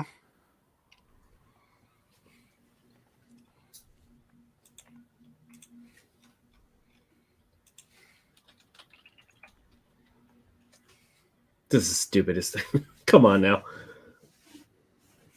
The cuffs were just like, we got to do it. I love how he addresses it though. It's like if it makes him feel comfortable.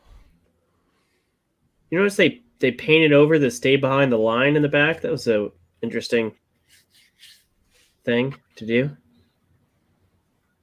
Yeah, if it makes him feel more secure, then all the better for it. He just wants to keep the peace.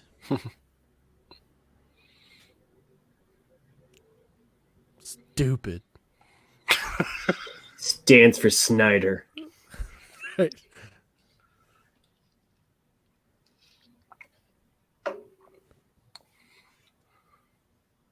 Which of the Newsies did you base your alter ego off of? Was it Crutchy? Got a strong feeling it was Crutchy.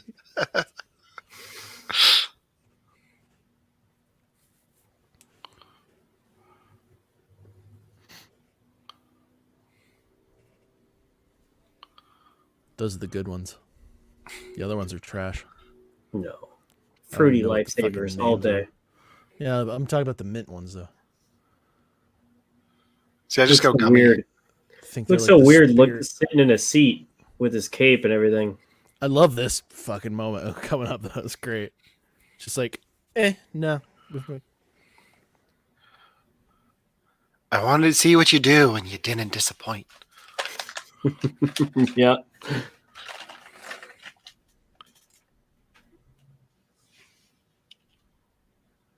The stay behind the line is back on the wall.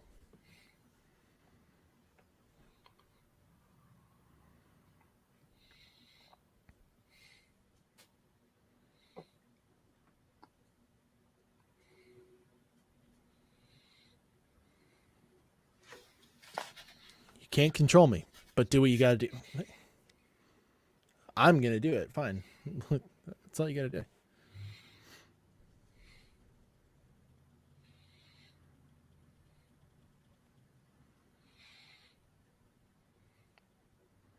See, people said there wasn't enough colors in Snyder's version of Superman, but I mean, in shots like this, in a desert, the reds and the blues really come out.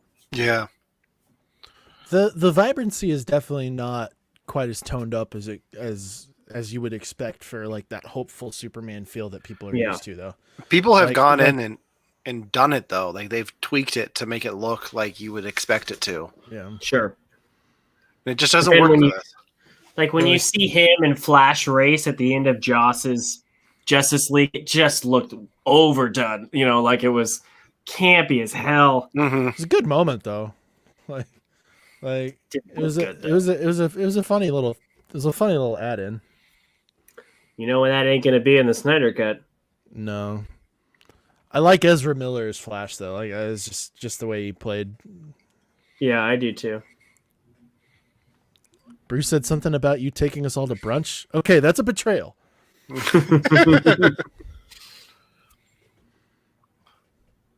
Well, we'll get to see more Ezra Miller Flash, but we may not see more Henry Cavill Superman. Sadly.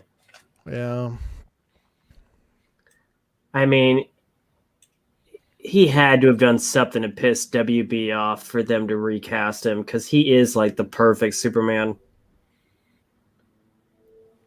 I'm still holding it. Is it confirmed that he's recast? It's No, but not. it's heavily hinted at. I really hope that they don't. I hope they Maybe can it's just work a something well out. kept secret. Maybe they're just doing a good job of keeping it under wraps. can you imagine people freaking out when he shows up in the sure. trailer for it? Like that'd be a good payoff moment for him if I they know were it able to was keep that about under money. wraps. Shazam. That's why he wasn't in Shazam. It was about money. But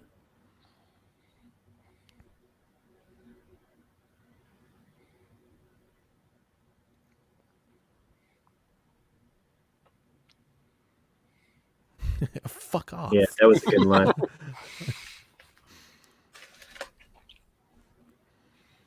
I mean, if Christopher Maloney can play anything, it's a guy who's disrespectful to authority. Yeah. Like, Yep. he's got that nailed down. Yeah, Seth and I were talking about this the other day, and it's just like even people that don't like the Snyder movies, most of them agree that Henry is a great Superman. Mm-hmm. Yeah. That's the thing. The casting choices for all of the characters that they have had so far have been really good. It's just they're not sticking the landing when it comes to like finishing up the movie. Mm-hmm. And I'm sure that Wonder new Woman- writer is going to make something amazing. I think his movie will be good, but the idea that they passed on a Christopher McQuarrie Superman script is beyond me. That is so bizarre. That would have been amazing. like Gal Gadot, great casting for Wonder Woman. She does a great job. Mm-hmm. Ben Affleck, Batfleck. Hell, even Jeremy Irons as Alfred I was is gonna spot on. I was gonna say I really liked him in there. I just watched Die Hard with a Vengeance again. Get to see him play the bad guy. It was Yeah, Man, still great. when he was classic. General Zod. It's all right, Fiora. I just hate the lapdog character sometimes. Like it just.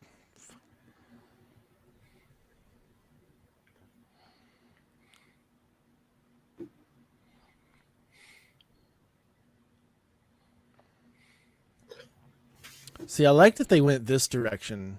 That it wasn't. It was like, oh, the ship's made out of kryptonite. Like it's like, Yeah, no, it's like he can't handle this atmosphere that we're used to. Mm-hmm. Mm-hmm.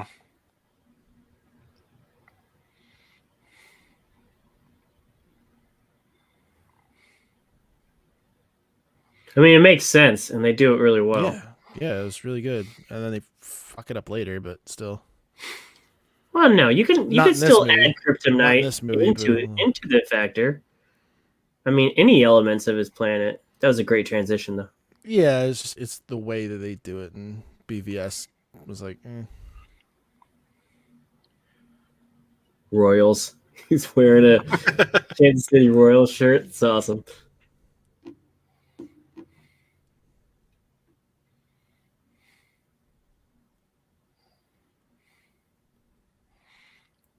It's a weird facial hair choice. Mm-hmm. Well, I don't mind it as much as his bangs or whatever those I was going are. to say his hair looks like mine did after it grew in after I shaved it last year during lockdown. I definitely went through that phase. I'm getting there. All the gray hairs that I have on my beard, they're all starting here. I don't have as many on these sides. They're all right in here. But at least you got hair on the side. He's just like, no, we're going to go just a rectangle down here. Yeah, I know. Mm-hmm. It's like, let's give him a Hitler mustache, but let's bring it down to his chin. Let's bring it down.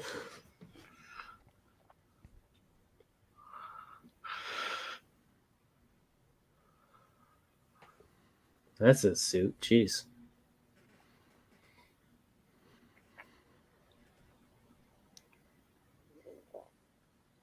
That looks like, like Warhammer type stuff. Mm-hmm. Or inspired by it.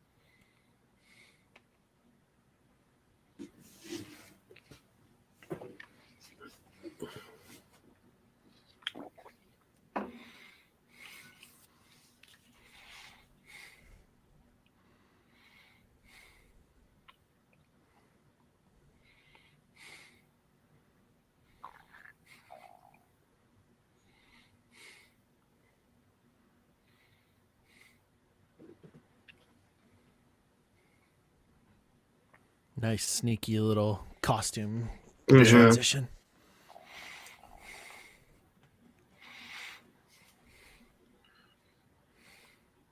And then this weird shit. Terminator 2 movement. Sarah Connor's back at that swing set.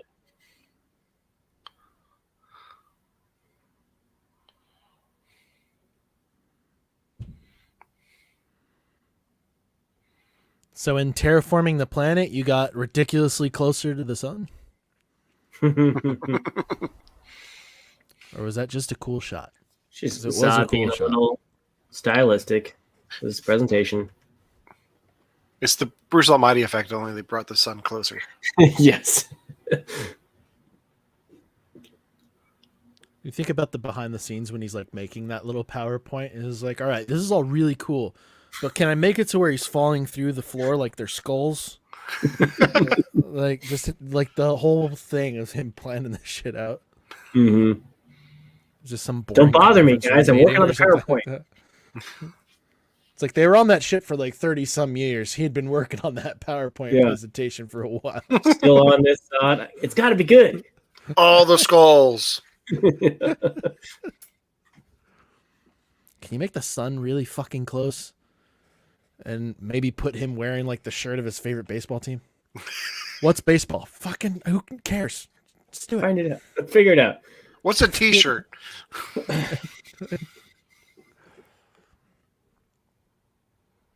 Oh, he's from Final Destination 2.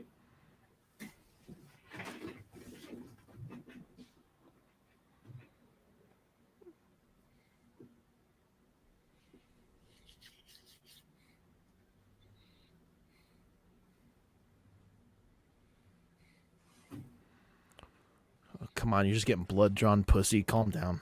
Well, he's never had it done before. True. His parents were anti-vaxxers. yeah. His skin was anti-vaxxing. How'd they explain that one? Well, never mind. Of course, that's how they explain that shit away. It's like, no, we don't vaccinate. Leave him the fuck alone. We'll take the shots. We just not for the kid.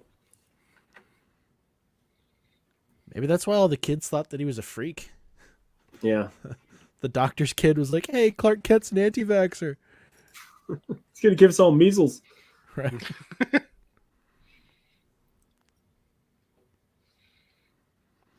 I liked this, that like Jor-El was like in the key encryption and all that shit. Mm-hmm. Scares the piss out of her.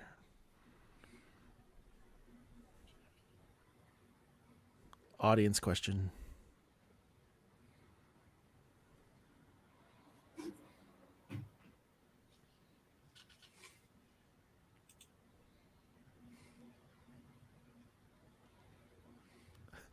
Just like the little expression he had before. Like, can you help us? Bitch, please. Yeah.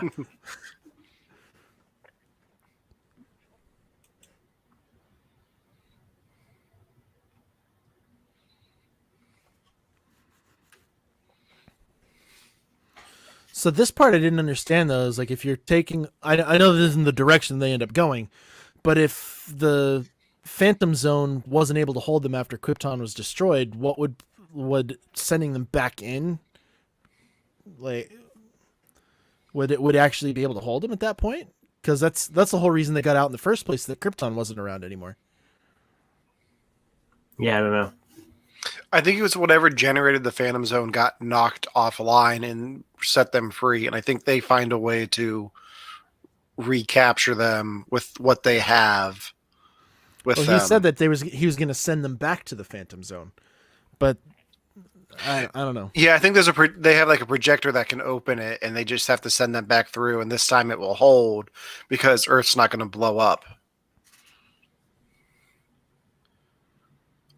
They should just gone with a shard of glass. It would have been a lot more straightforward.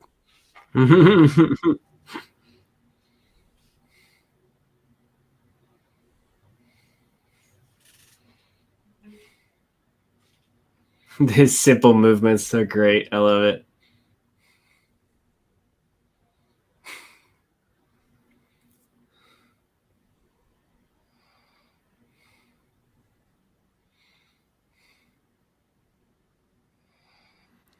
I want soundproof foam that looks like that really bad.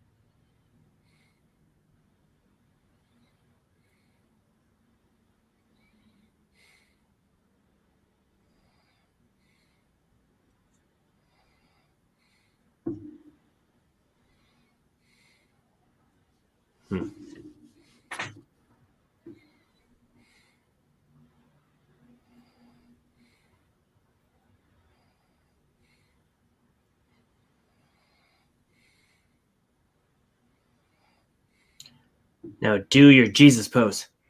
I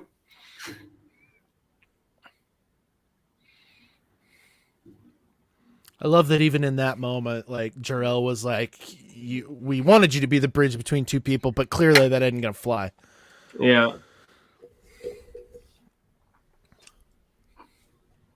It's like, so Clark got like that affirmation, like, yes, it is the right thing to like just say "fuck off, Zod." That's even though he already gotten that, but yeah, just like reinforcement of that feeling. Mm-hmm. They did Jor-El in this really, really good.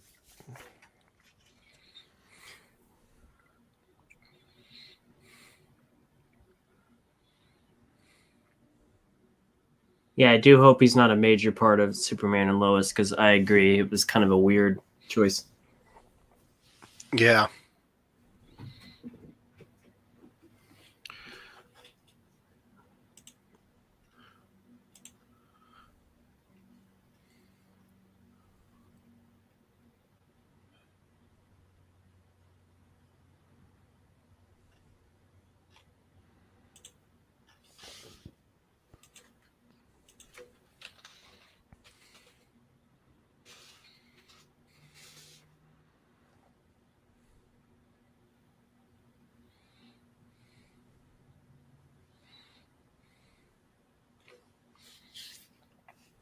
Man, that corn looks healthy.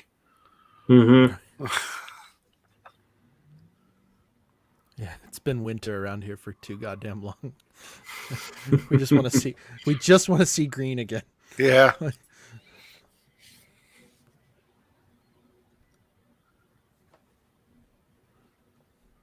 That's convenient. She's gonna have some friggin' explaining to do though.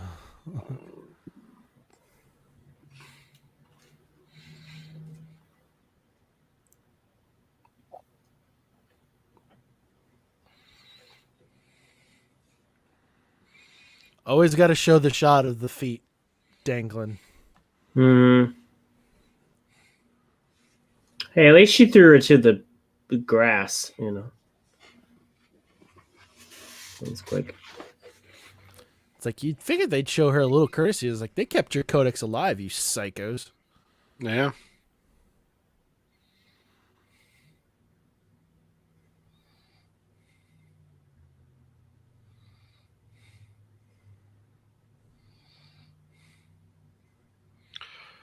Oh, don't hurt the house.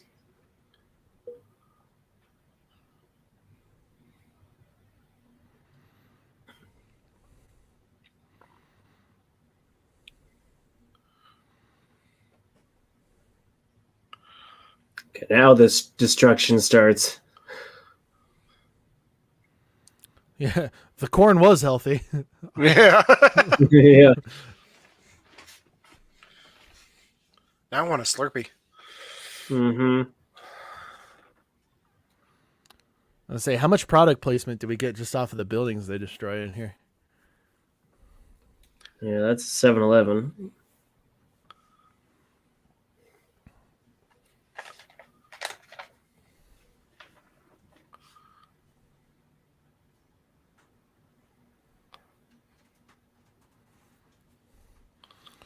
So what I don't understand is why they had superpowers while they were in like the thing that gave them their atmosphere, and then all of a sudden when they're exposed to it, then it goes like full on.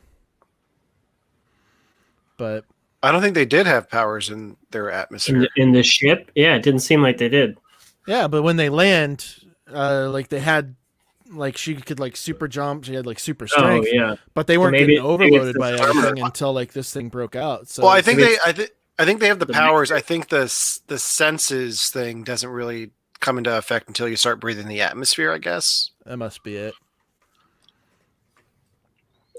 I don't know. It just doesn't get addressed, you know. It was always one of those things, kind of like held in the air for me a little bit.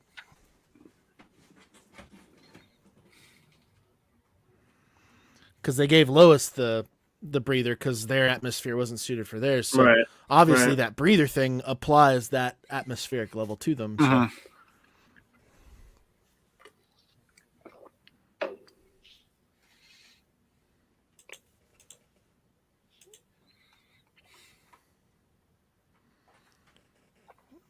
Cat, if you get in that box, I can't get you. I'm not getting you out.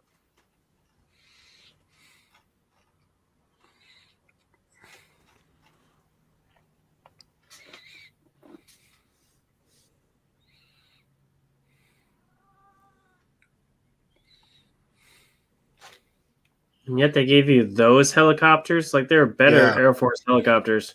Yeah. But at least they got the Warthogs out, the A-10s.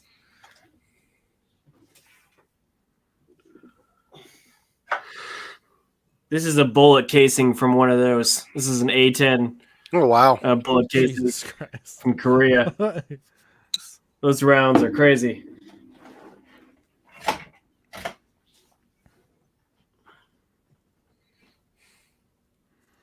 And they've got some force behind them.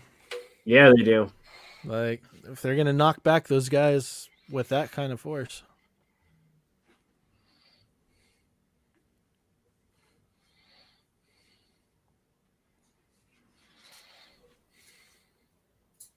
I used to work on those things. Those are fun. That is just like such a brutal kill. Mhm. Just a splash of blood. Like, whoa.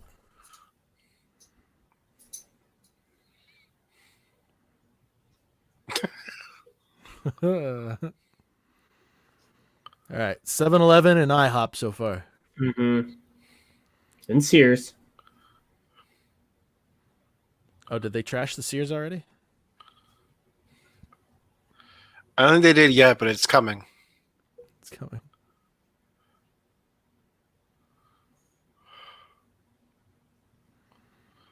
I really want pancakes now. I know. Right? I haven't been to an IHOP in years.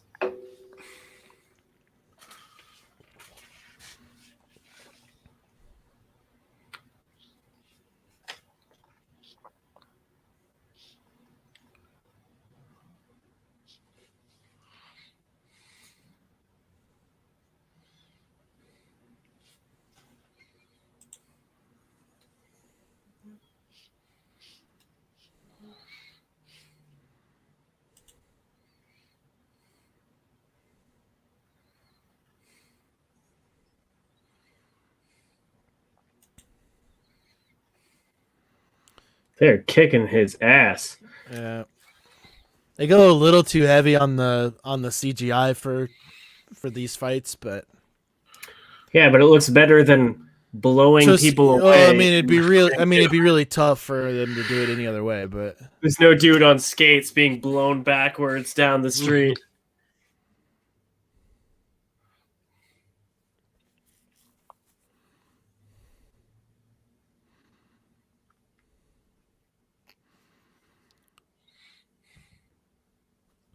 I wasn't.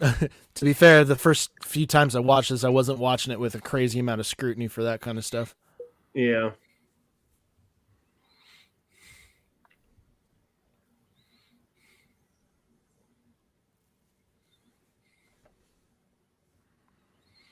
Well, there's a Sears. Mm-hmm. Be like, we shot them with these big ass planes, didn't work. Get your asses in there. Maybe Yeah. they need smaller bullets. Oh, there's U-Haul. a U-Haul. U-Haul. Get him with that U-Haul. Oh, and they're flying in U.S. Army helicopters, but they're Air Force. Yeah, that makes sense.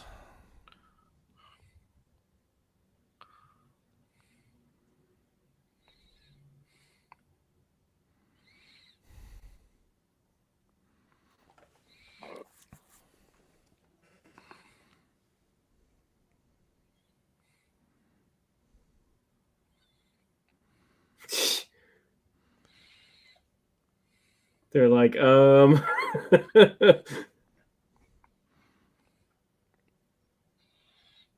you're just dead.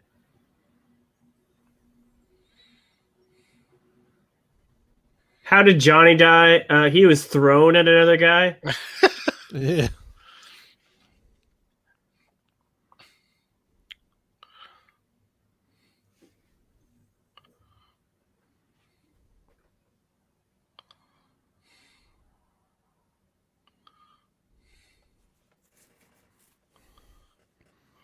Rain, fire.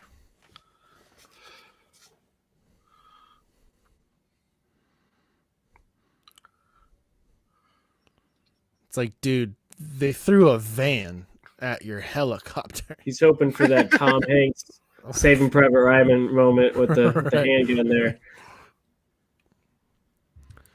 I don't know. It's such a standard trope in most movies where military gets involved with the superhero is to always try, like, every weapon. It's like a bullet wasn't going through. Pull the knife. Good call, bro. He's got the knife. Like, I get that they're trying to, like, iterate that they just, like, the military will not give up. Like, they're going to exhaust every resource they have. But at a certain point, it's like, this is such a tired concept by now. It's the only thing about, like, Right. the third act of this movie that I just can't get behind anymore. Anytime that it's used, not just this movie. Like, just because you're military doesn't mean you can't not know when to stand down. You want to illustrate that they're intelligent, not that they're just dumb fire drones that are just going to keep shooting no matter what. Like, you want, like, Right. that's because that's not accurate. Yeah. Tactical retreats happen. There's the train through the Sears. There we go. Okay, all right, Sears fucked now.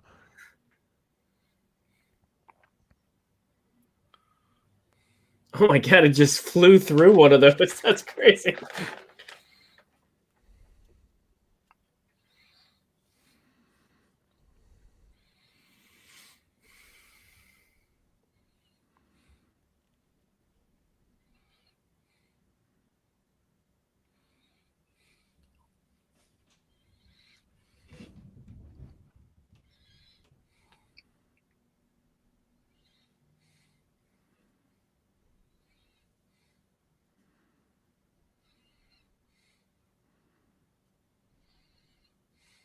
How have those guns worked for you so far, gentlemen? Mm-hmm.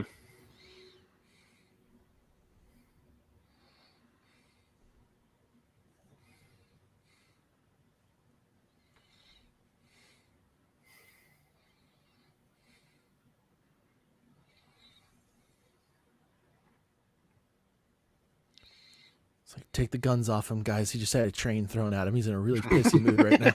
Yeah. Like, His mom worked at the Sears, guys. I like the loadouts they have, though. Mm-hmm. E-attack, laser setup, front, really good strong front light.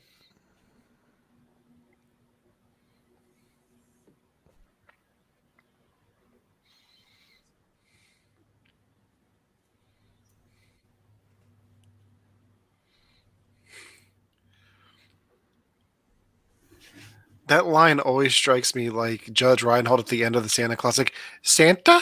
Like,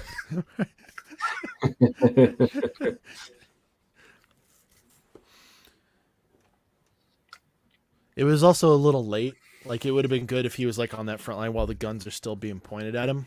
Mm-hmm. yeah. I'd be like, hey, he's not. It's like, yeah, we all just figured that out, dude.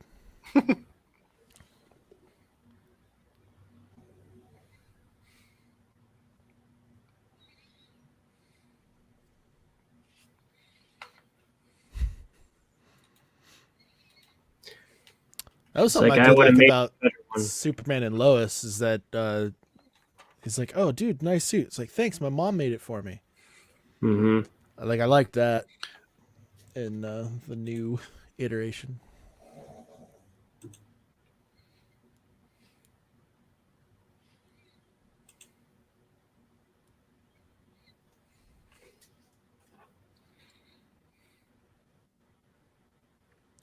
say my name a little louder. It's just Yeah, the guy's right behind Tom you. right there. It was all over his face. Like, Lois, goddamn, could you calm it down?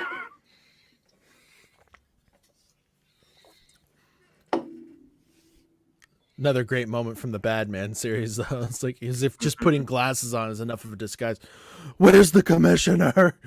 Yeah.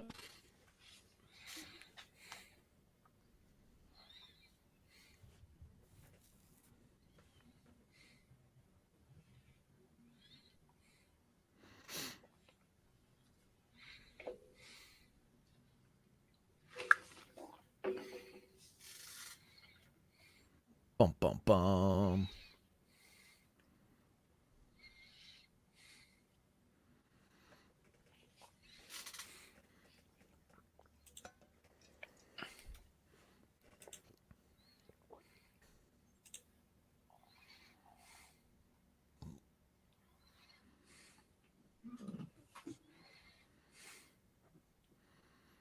That score, man. The music's so good.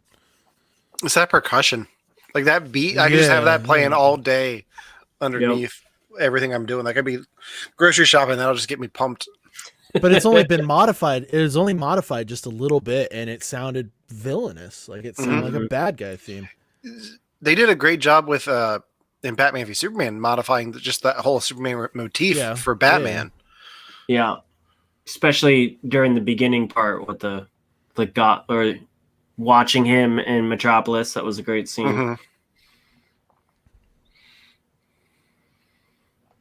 Is that a TIE fighter? A little bit, yeah. I think that sound is public domain now. Is it? I've heard it in that thing. particular Star Trek for sure, or Star. Oh my god, it's Star Trek and Star Wars. I'm sure they've that used is kind of like the Wilhelm scream. Yeah. One of those things where if you throw it in, nobody's gonna chase you down for like copyright or anything like that. But everybody's heard it before.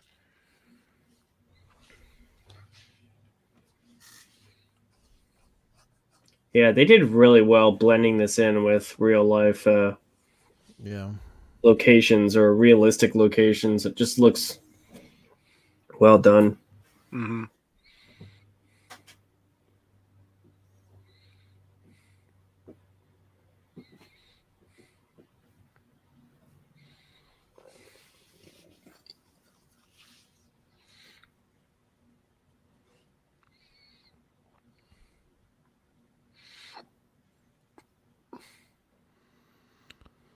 See, and this one was another one for me where it was like they didn't have the technology to see that they could survive on this planet as like superhumans. Why would they want to terraform it? But then again, it's not as evil of a plan if they don't fuck the planet up. And I never thought about that. Like, why would you terraform it so you wouldn't have superpowers? Yeah. Well, but I mean, because he's a general. Like you'd think a warlord would want.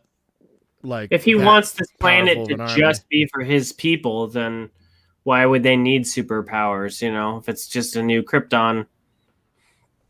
Well, they're destroying all the cars, so they'd be able to get around if they could fly. Yeah, that's true.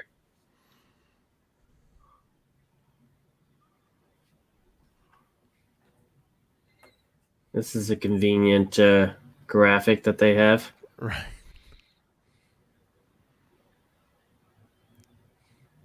There's another conference room meeting. It's like, can we come up with a graphic for the event that we have a North and South Pole gravity weapon at some point attack the Earth?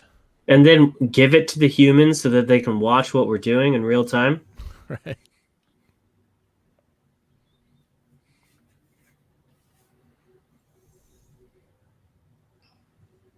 He's the guy that got the thing through the eye in Final Destination 2. I didn't like how they brought up the name that way. I wish they'd come up with a name or just left the name out and just kind of it didn't play off well as a joke. It just didn't land well. Hearing it now still didn't sound any different.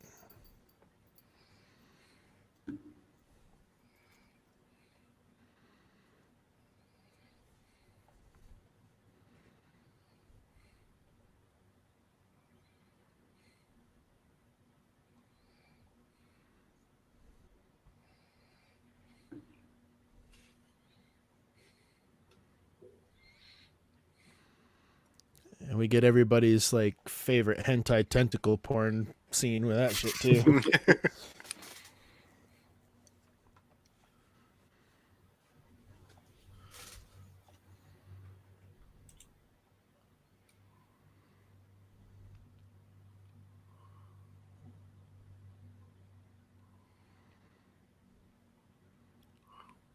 Or you could just take off a little slower, douche.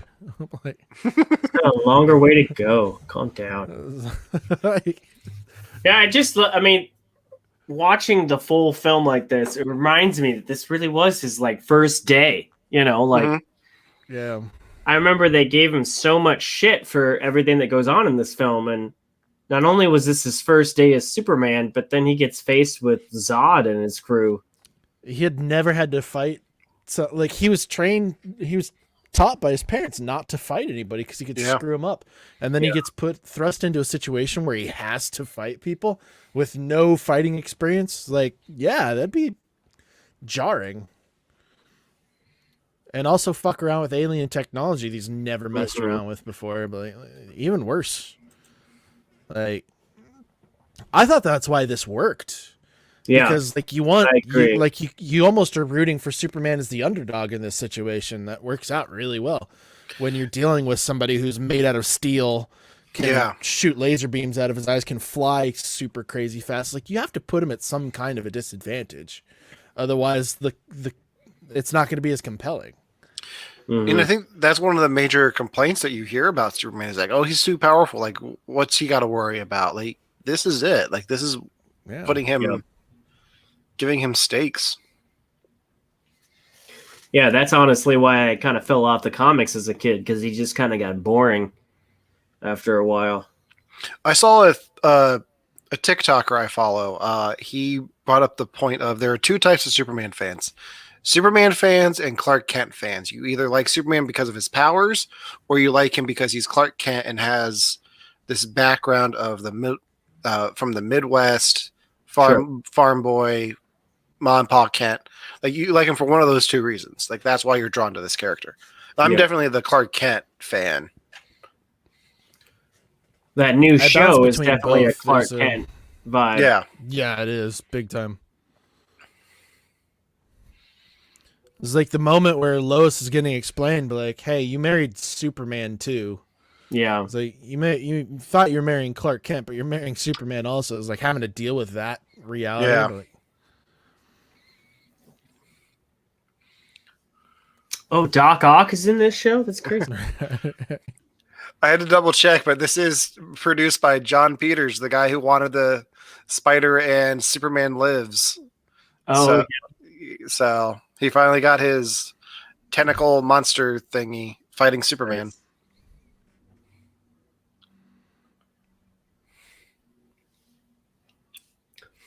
I do like the guy playing Superman in the new show as well. The dude from Teen Wolf. He's pretty good.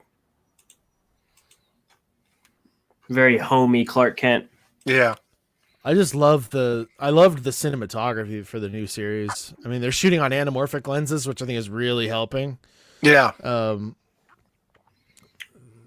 It's very inspired by Man of Steel, I feel. Yeah, like. the color scheme is way different from the way that the CW shit has been getting shot. The feel and the mood has been completely well, I think different. I think they went into this knowing that this show is going to live on HBO Max after it airs. So it's designed to not have commercial breaks if you pay that close attention to it. Like, it doesn't do like the build up to a commercial and then like the transition. It just pauses, commercial break, and then continues. So, well, I'll be interested to see if they keep it up with that or if that fades after the first couple episodes. You said you've seen the second episode already? Yeah, I have seen the second one. You're still on board? I am. Okay. I'm still on board. I just, like I said, I would have watched it today, but it was that or The Flash, and I feel like I'm going to watch some Superman later. I'll do some Flash now. Turn. There you go. Turn. I watched the first half of episode 3 at the gym this morning, and it's still pretty good.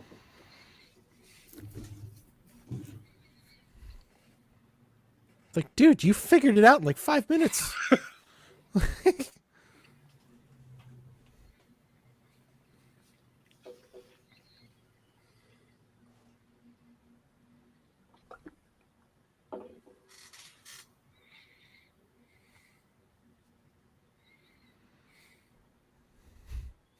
It's like, Alexa, shut up. No, actually, fucking mind you. I was gonna say. Okay, stop.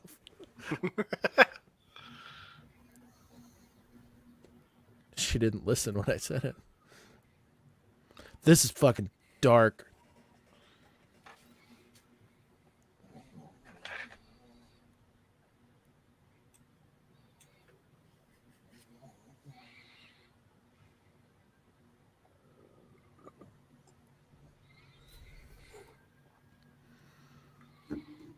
Like, can you imagine that being the last thing that your consciousness hears about your own child? Like, Jesus, shit.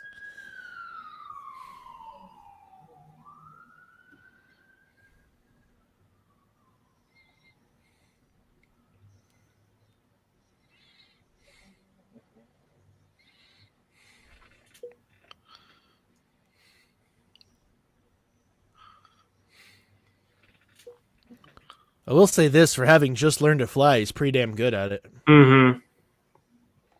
Wait, so so that was his ship that he found. So does Superman not have the Fortress of Solitude in the further films? Because they just took I don't think he does. I just realized that. He hasn't gone back to it anyway. Well, it's the one that's crashed in Metropolis in Batman v Yeah, Superman. that's right. So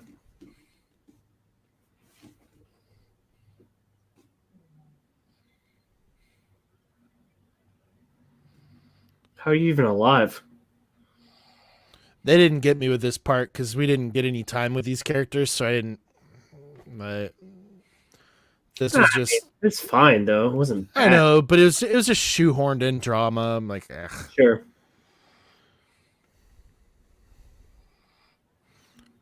I mean, they do a good job. Like, the actors and actresses still portray it really fucking well.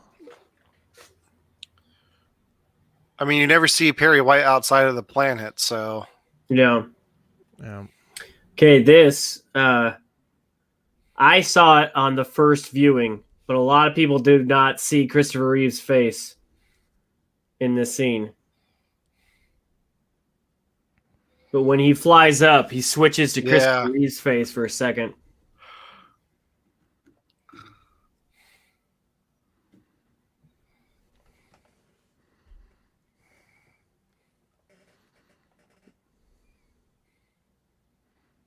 Yeah. Yep. That's pretty darn cool.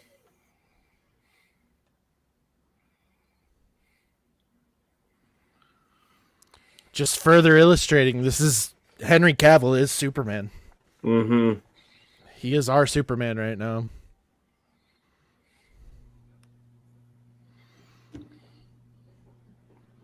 Hello, boys. I'm back.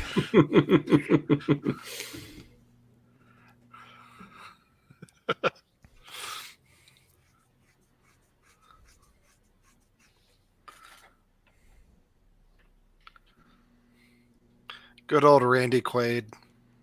Yeah. Crazy on screen, crazy off screen.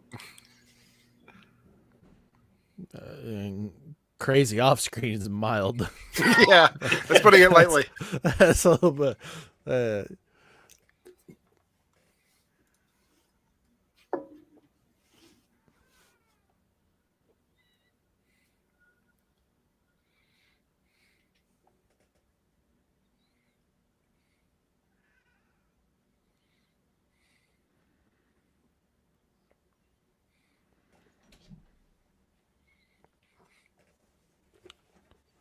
I say we've had some viewers' comments that we've been missing throughout this, but hello, Dogus, and great idea. Thanks for joining along with the show. Hey, yeah, sorry, Dogus. My God, we've had a lot of comments in there. Thanks for joining us. No kidding. And thanks for subscribing. Togus Hocus. That's a great name, though.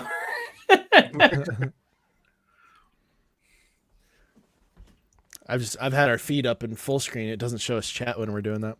Yeah. I didn't see it.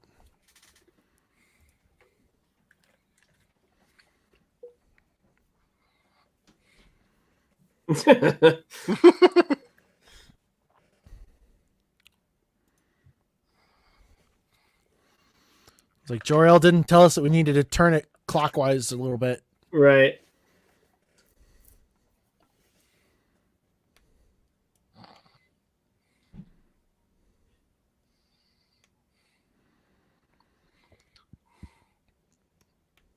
Captain Marvel. Mm-hmm.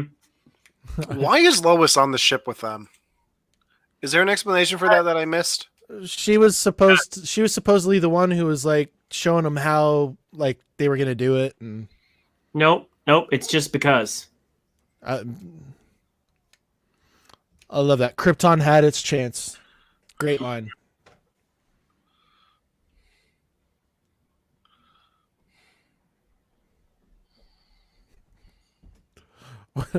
When I saw them like emerge from that pile, I was like, "Is that ship gonna crash right near them?" Like, oh come on! They fucked this city up. I'm telling you. Oh, dude, These ships.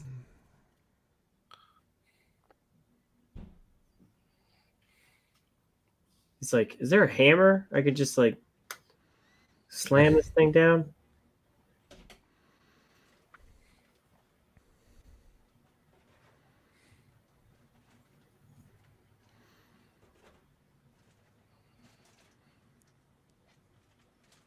was it not straightened before or something like that? Like, did something turn it, or The like whole thing got turned. Yeah.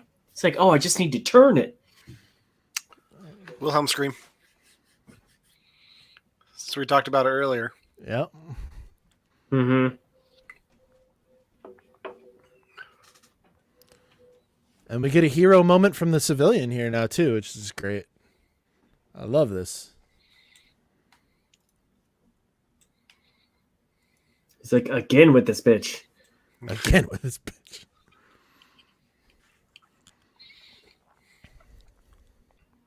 I mean, she plays the sadistic psychopath really well in this part. Yeah, the quiet. The whole movie, Right. but this scene especially, like. Mm-hmm. I mean, compared to the original, yeah, it was just good.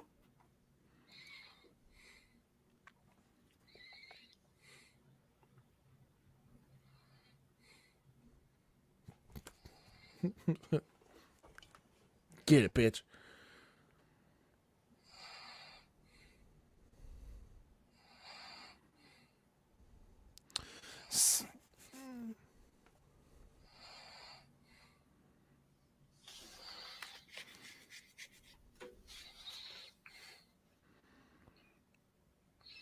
See, I don't understand why she fell straight down, because she would have kept her momentum going, but then again, movie writing again. They needed to kick her out of that plane a little later. Or a little earlier.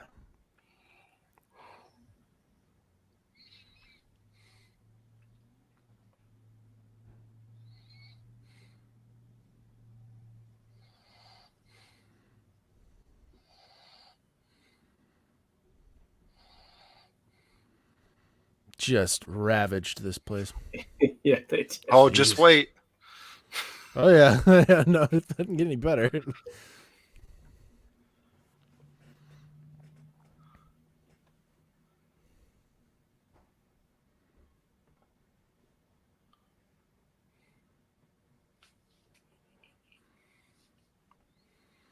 Then the people who blame him, like, he was here for like 30 some years before anything like this Yeah. happened. Like, how could he have known that something like this was ever going to occur? Like, he didn't even know who he was until right around the same time.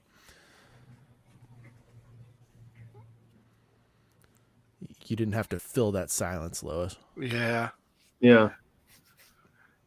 I hated that. I still hate that one. Yeah. Like, that's so I think stupid. that's my big, like, I think that's the reason I'm not fond on her as Lois Lane, just that line. They Right, really take didn't need that to line kiss out there of it. either. They didn't. Like that moment was really not. It's like there wasn't a really much of an established romance before that point. Like it was almost like she was Listen, more she investigative into it She than had to anything make else. her move. Okay, she didn't know she was going to You be safe. miss 100% of the shots you don't take. Yeah, exactly. Wayne Gretzky, Michael Scott.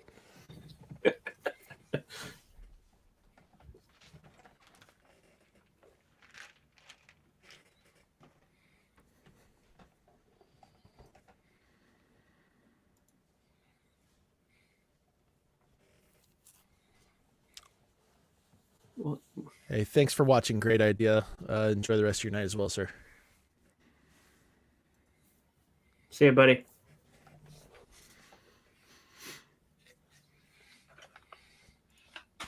Then you could have just asked instead of being a dick.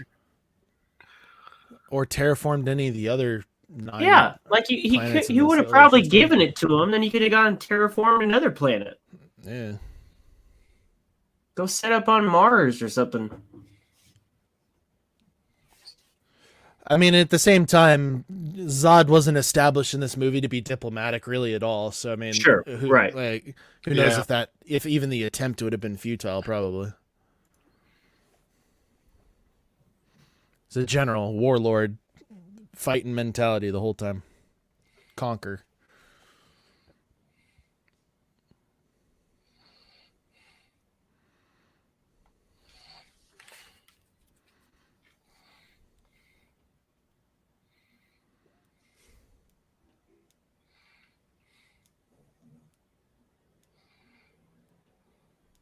This building's looking pretty good on the inside for the outside Right? until now.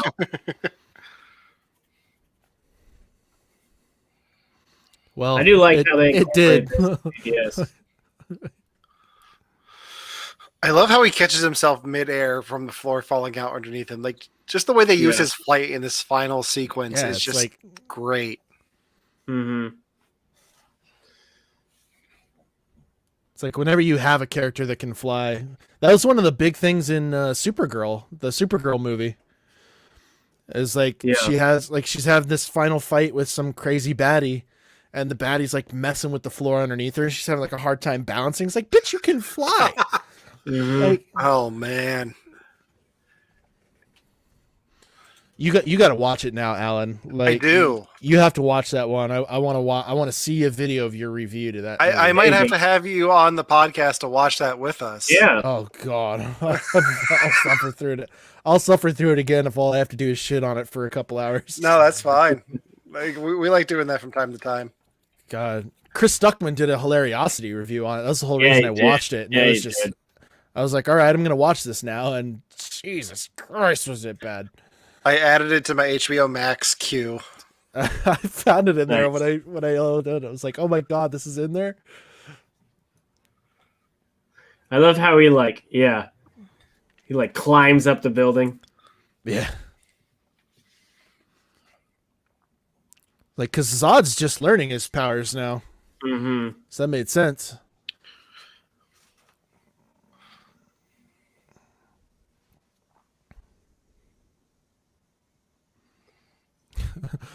That was I love that. Man, 106 days without an accident. to down zero. to 0. This is badass. When he sheds Yeah. his armor like this.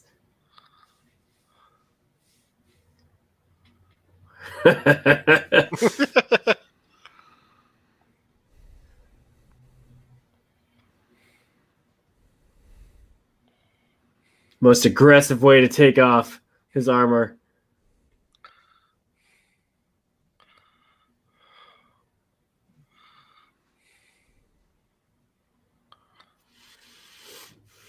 Here we go. Here we go with the flying punches.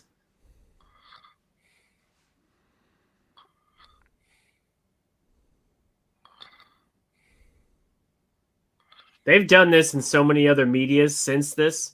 Yeah. This And was, before. Like, before and No, this since. was- Like, This was fairly new, the flying and punching thing. it's I another, thought it's that- another Matrix reference. It's a Dragon Ball Z reference. Like, all over. It's definitely a far. Oh, not even a Wait. reference. It's been done. Like, It's Was it much done in better. Matrix? It must have been. Yeah, that's right. It yeah, was. the Yeah. final fight in 3. No capes. No capes. No capes, darling. No, I much prefer this kind of fighting than the lack of fighting that you'll get in Superman Returns, where there's no punches thrown at all. Yeah. He just lifts a rock that's really heavy. Yeah, that was a very Spider-Man That was- into the that was a Spider-Verse special shot. That was a film. pretty cool upside down shot. Is that a Wayne satellite? Yep. Yep, there it is. This is where they took it overboard for me. It's like, really? It's not enough that they went into space, like they destroyed Metropolis. They had to go up into space and just happened to run into a fucking satellite too. Like, Oh, there were come other on. satellites around this planet. Don't you know that? There's a ton of satellites up there.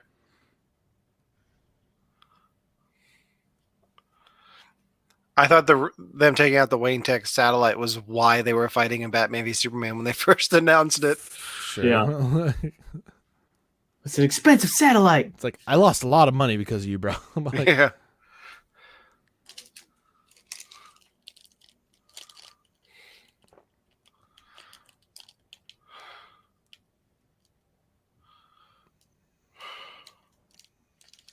Now, personally, I'm on board for how this went down. I know that this caused a lot of contention for people too. Thought this was a great scene. I did too.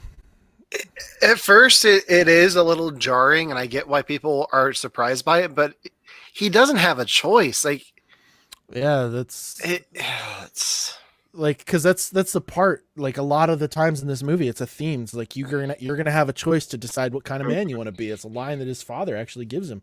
yeah. And every single time he was given a choice, he did the right thing. And then the one time that he wasn't given an option, and he did the only thing that he could, it was literally to save other lives. And he immediately feels And he, yeah, Yeah. emotion around it. So it's not like he was just like, all right, walk away, you know. best. But the battle stakes cry were there. scream The symbolism ever. for the rest of humanity was there. Is good. I was always behind it. Yeah. And Christopher Reeve's Superman killed Zod and his crew in the Fortress of Solitude with no real stakes up there, you know. Not in the Donner cut.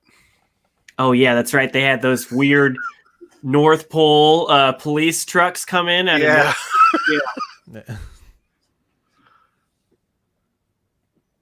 This is just Superman being a dick to technology. They could have put him up against like Radioactive Man or something in this one though. It could have been worse. I'm still waiting for a big screen Brainiac. That was another one that I watched because of Chris Stuckman's reviews. Was the Quest for Peace. Oh Mhm. man.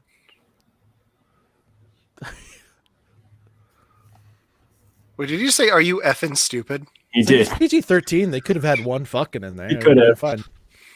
That would have been a great place to put it too. That Captain would've America somewhere saying language. No, Superman just says language general. I love that line too. I grew up in Kansas, General. I mean, you might as well just tell him who he is at this point.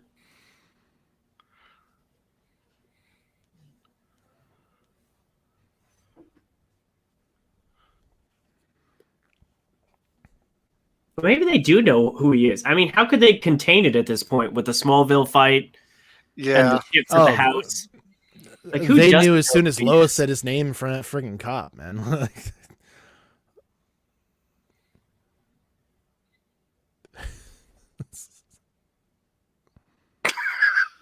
Don't worry, me too, darling. Me too.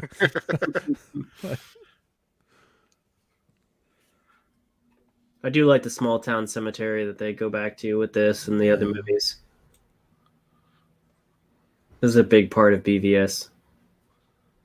That's the thing. There's like great moments in all of it. It's just like when you put the whole thing together, it's just like Mhm. I might be putting in BVS after we get off of this stream because I'm just in the mood for it now.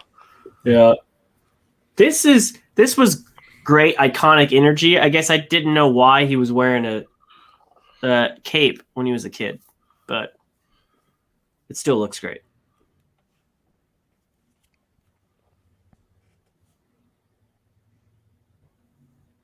This Yeah, is I guess without the existence of Superman, where would the reference had come from for kids to like want to be like?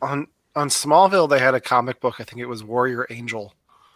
Oh, that's right. Yeah, I remember that. This was the teaser trailer, wasn't it? It Had was, the yeah.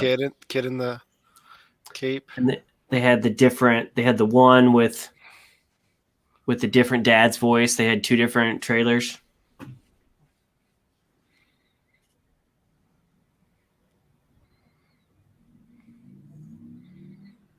I've heard this track from the soundtrack 1,000 times. Yeah, me too. I love that he rides a bike. Wearing plaid, of course. He's from Kansas. Kansas boy. Mm-hmm.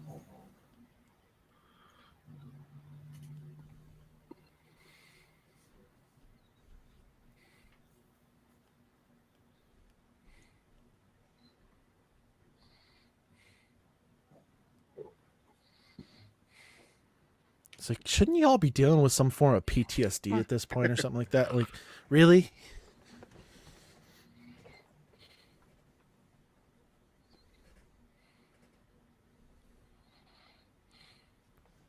She should have said yes. It'd be like, hey, like we had a moment, tried to save my life and all that stuff. Like, but no, they still treated him like he was some like scumbag or some shit. Like it's like, what did he do? Hmm. Good line. Multiple meetings. Yeah.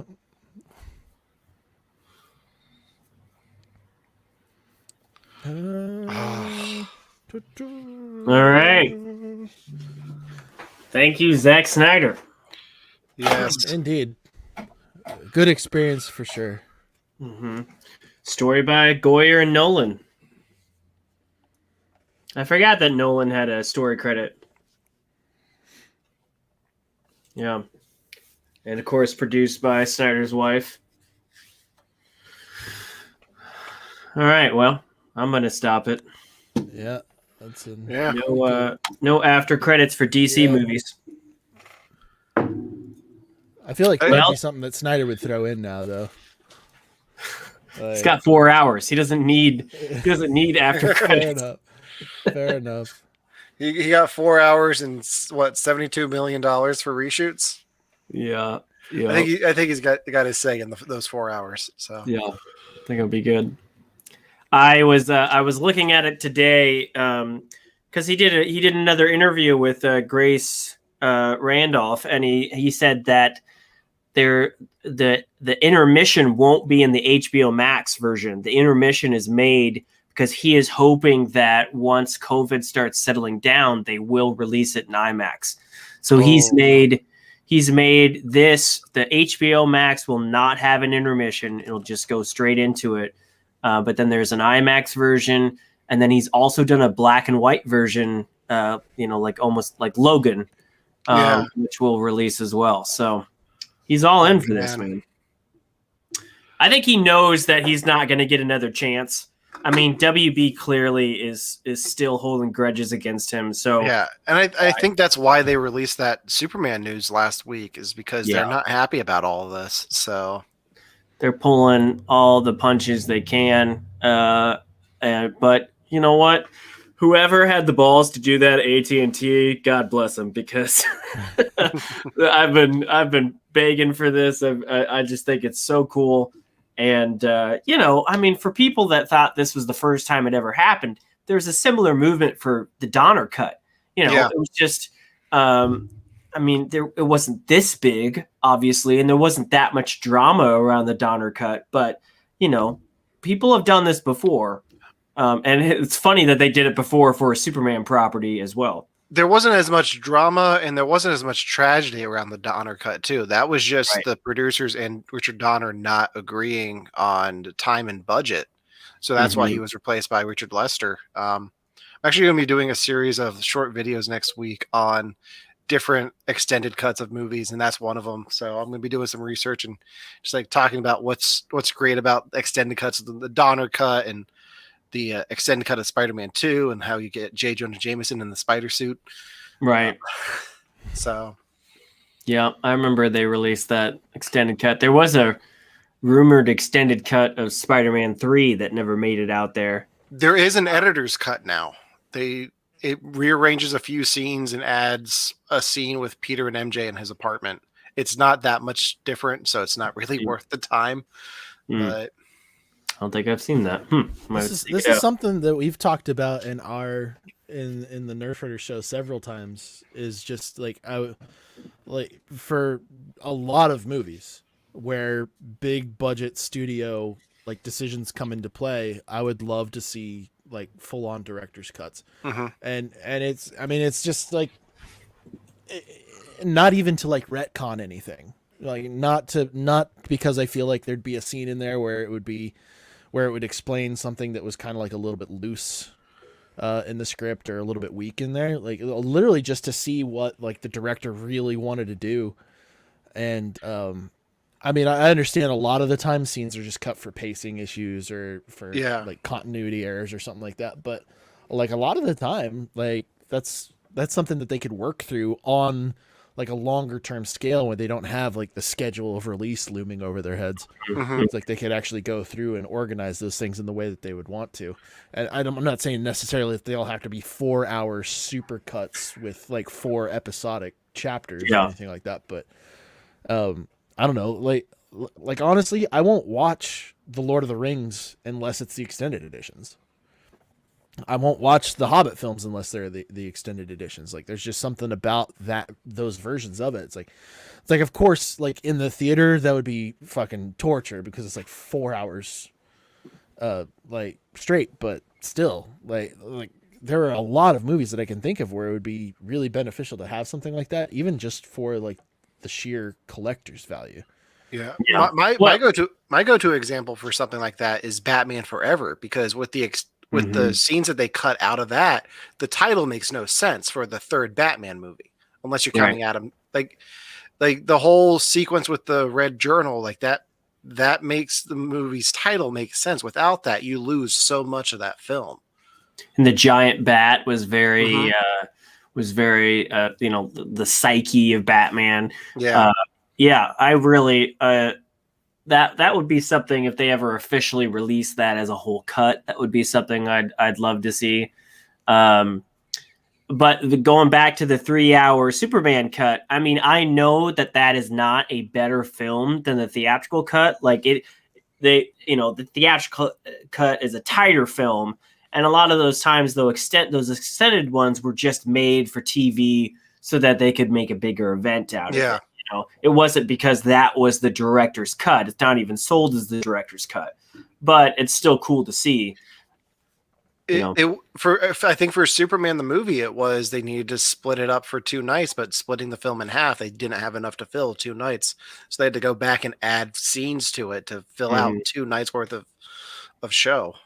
Back then, now you don't need to worry about that. All the commercials, I mean, in the world that we're in now, where we're going to get a lot more films that are going to have like immediate stream releases alongside their theatrical releases, because I don't think that's going to stop after COVID opens things up. It's become almost a driver for competition for some of these streaming services. So I'm pretty sure we're still going to see it even when theaters open back up. It'll be interesting to see like what future titles end up having alternate releases for something like that, to kind of like incentivize. I think it might be a little bit backwards, but it would be like an interesting way. It's just like, okay, I have the original version releasing in theaters and streaming service at the same time. And then after the heat has died down from that for a little bit, like maybe they give it, I don't know how, like 3 to 4 weeks after the film has stopped running. They're like, all right, or 3 to 4 months after the film has stopped running in theaters and the original releases come out, to help promote like a director's cut or something like that. They release that into movie theaters exclusively. They don't release that onto streaming platforms. That will be like the physical buyer incentive for movie theaters, and then also for the actual physical copies, which I know a lot of people are getting further and further away from physical copies of stuff, or just from physical media in general. But Mhm. I don't know. For me, there's something. And for me and a lot of other people, there's still something about. I mean, especially Josh, just in his framing here, there's something about having that physical media in your Yeah. hands. And It's actually crazy. I've the last 2 years I've gotten rid of bookshelves, multiple bookshelves worth of movies. I still have my series over here, but almost all of my movies I've switched to digital just because it's easy for me to use. I used to be anti-digital, but I have the files digital. I don't rely on like a Sure. service like Vudu because I never trust them to always have the license. But talking about physical media, especially with these films, I remember chasing the digital, or not the digital, the book style releases that Target had. I don't know if you guys saw those, but they had Yeah. these thick like DVD and Blu-ray boxes with like a art book that came with all the Snyder Cut, or not the Snyder Cut, just with all the Snyder movies. Like BVS Yeah. had one and Man of Steel. Those were cool collector items for sure. it was like Yeah. the full sets Mhm. are something that I will probably always fall for. I mean, I've done it for the Lord of the Rings extended trilogies. I did it for the Dark Knight trilogy when it came out. Like, it was like a big box set that they came out with. That's something that I'll do for, especially for like these heavy hitting films that I really enjoy. Um, yeah, I don't know. It's not necessarily a collector impulse for me or anything like that. It's just like you're holding a piece of like the media that you grew up with, really. Yeah. It's kind of what it comes across as for me anyway. Yeah, I just spent the weekend redoing my bookshelves of DVDs. Like I finally got two shelves that could hold them all. Mhm. Instead of like mismatched shelves from yard sales and stuff. I got two Yep. matching sets of shelves that look beautiful, filled with all my DVDs and Blu-rays and TV show sets. So I had 4 bookcases of Blu-rays by the time I was done, and they were all downstairs in the basement. And then there was a 5th bookcase with all my shows. And Maddie, bless her, was very like, you can have the basement, but then even she was like, all right, we're gonna move again. Do you really want to do this? And so I started moving them all over and set it up so I can have them all on Kodi and everything. And I even got a ripper so I could rip them and have my files. And that was a hard choice to make, but I'm glad I did it. But The looming thought in my brain of how shitty is this going to be when I have to move is a reason that stops me from buying a lot of stuff.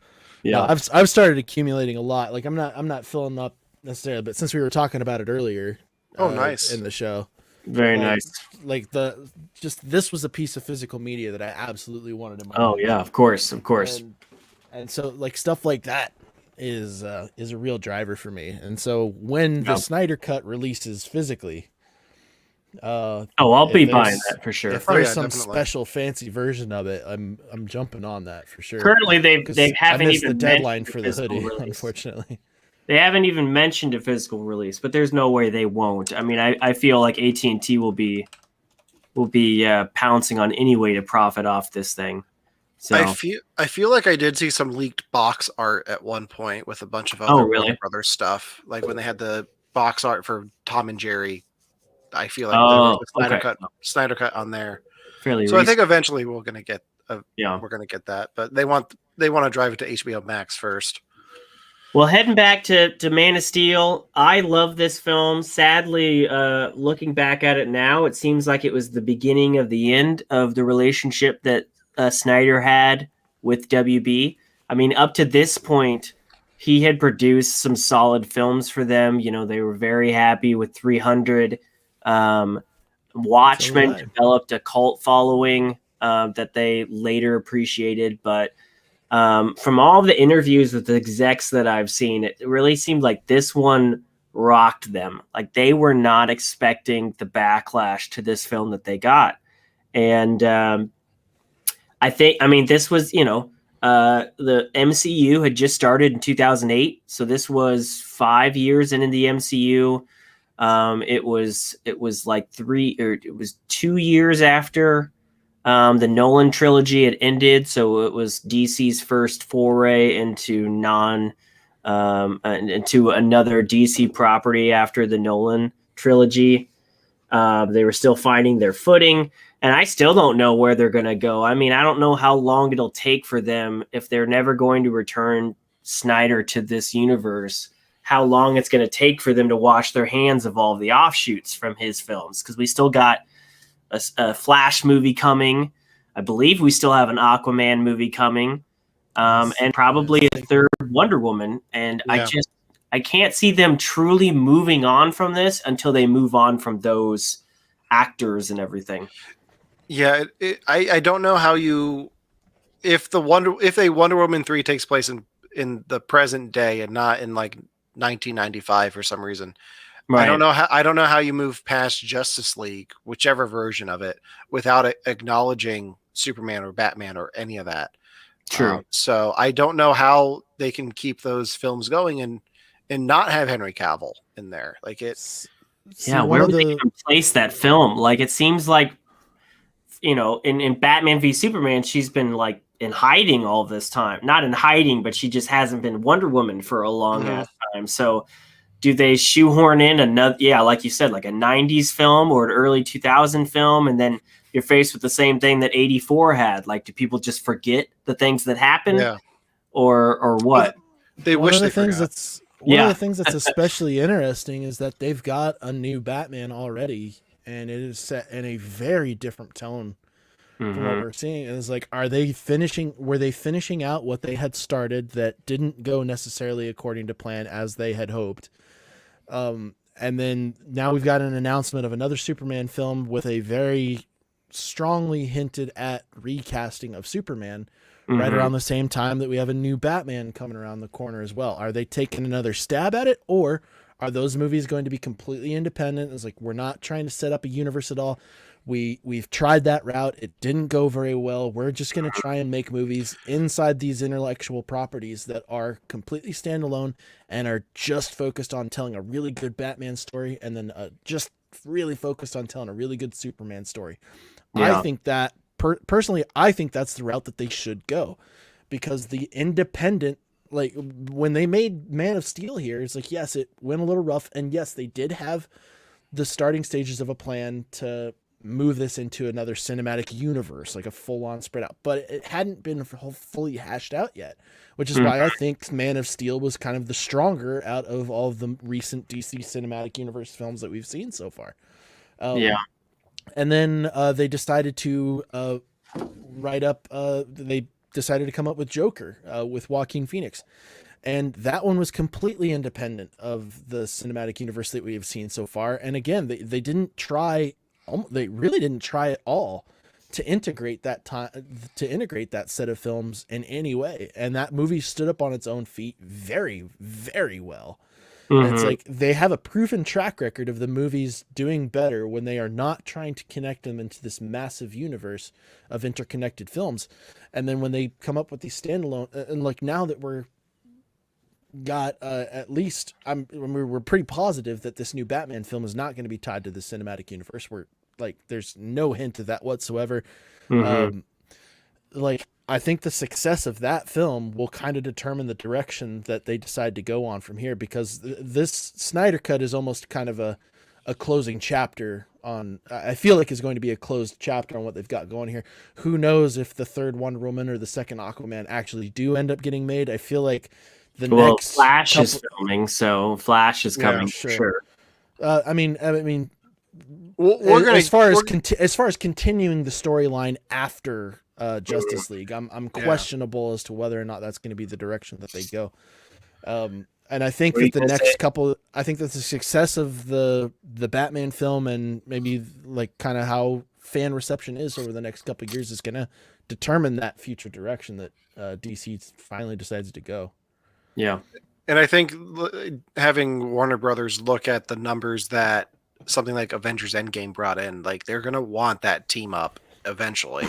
They just need to do the work and get there. They have to earn they put it. in, Like yeah, Marvel they have Marvel to had to work real hard to get to that point. I just feel like I get it. They didn't do the origin build up that the MCU did. I feel like if they hadn't have let Justice League go down the way it did. I feel like they could have moved on. The Snyder Cut is now the end of Zack Snyder's influence on this universe, but Justice League could have been that for him if they had allowed him to. They had taken their time and allowed him to do it instead of the whole Joss Whedon thing. They could have separated. They could have went separate ways back then after Justice League and just been like, yeah, the beginning of this was a very Snyder heavy, but we like our actors, so we're going to move on from this. We're just not going to go with Snyder. And they probably could have recovered from that. But I think they shot themselves in the foot, though, because of the Joss Whedon thing. That's part of the reason, from my understanding, why Ben Affleck left the Batman. Like, his experience on the Justice League reshoots was horrible, and he didn't want anything to do with that character anymore. And I'm sure that influenced Henry Cavill's talks after then as well, because things fell apart with the Man of Steel 2 sequel and his appearance in Shazam after the Joss Whedon shoot. And the whole decision from that, I'm sure the drama, the reshoots, the everything really messed with the DCU. And I just don't think, or the DCEU or whatever you want to call it. I think if you look back at what they've been doing, they have more Oscars than the MCU. They have more, their big films are critically acclaimed when they're not trying to connect it. Robert Pattinson's Batman looks amazing. I don't know if they'll ever have an Endgame moment, but maybe they should just not pursue it. I mean, the Nolan trilogy was so damn long ago, and yet it's still held in high regard, higher than most of the MCU. It has its issues, but it was so damn good, and Joker was so damn good. And, maybe they should just focus on those individual things and stop trying to shoot for something, because at this point, it's not like they can catch up to Marvel. Marvel's not a lap ahead of them. Marvel's like 3 days and several billion miles ahead of them. It's not something that they can reach. It's the same issue that we ran into with the Amazing Spider-Man films. Is that, like, the first one they did okay, but it was clear that they were trying to lead it on into future films. But like it still performed really well. And then the second one came around and they tried cramming way too much in there to build it into a bigger universe for Sinister Six and for anything else that they were planning on doing with Spider-Man. Everybody had universe fever. Cinematic universe fever. It just fell short because, again, like, when you want to build a universe, it's like you've got to earn it, and you've got to build the other Infinity Stones before you can put them into the freaking gauntlet. And that was what the Marvel Cinematic Universe did. And they established an origin story around those individual things. Yeah, and as a DC fan, it's frustrating to see that the films can't get it together, but the CW is nailing it when it comes to the interconnectedness of Arrow and Flash and Supergirl, and they absolutely hit the ball out of the park with Crisis last year. So I would love to see that on the big screen, but just getting the Justice League on the shows too. They did. They earned it there. They put the time in on those shows before they tried to tie them all together. Those shows aren't amazing. They're full of camp and everything, but at least they can put the elements there and build it.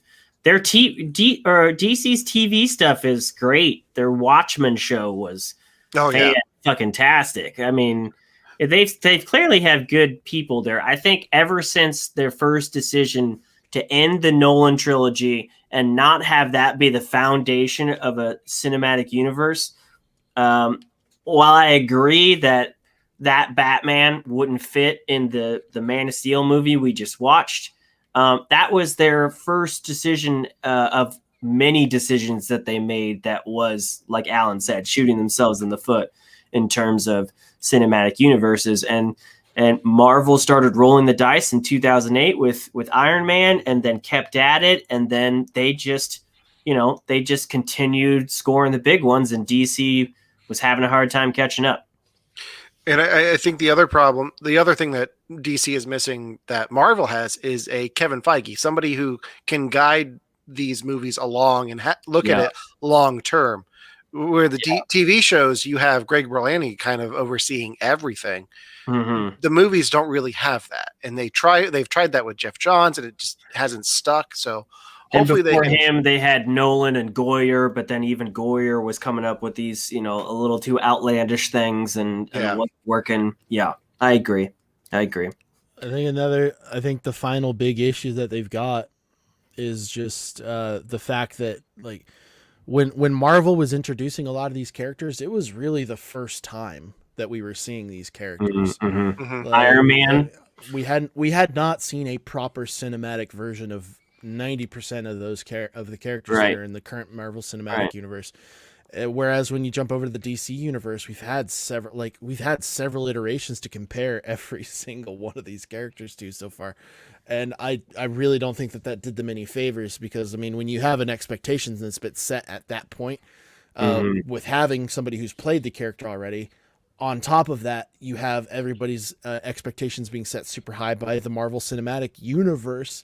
And then DC trying to build all that again with something with such an established backstory already. It's like, it's an uphill battle. And unfortunately, like they got knocked down a few pegs on that staircase, and then had People to climb complaining back up about the Spider-Man. How many Spider-Mans we got? How many Batmans have we had in and one we have another generation, new one again already. Like, Yeah. And from the sound of it, we're going to be seeing multiple Batmans and multiple Spider-Mans in some on the big screen here soon. So in the same picture.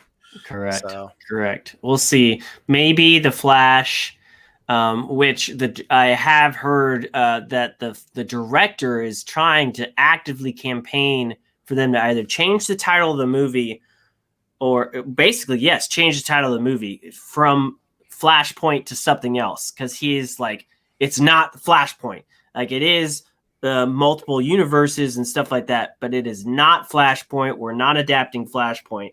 So maybe they're trying to do something with the multiple universes to push DC in a new direction, and that'll be a launching off point. That could be a good thing. Who knows? Which with what we have coming sooner with again, like, I know people don't like the comparison, but we've got the Multiverse of Madness and a lot of multiverse stuff coming from the Marvel side too. It's like, are we getting to a point where it's not necessarily whether it's Marvel or DC? Are we getting to the point where these superhero themes are just getting exhausted for what they are, and people are like, things just aren't able to be as fresh anymore because these things are being done so close to each other?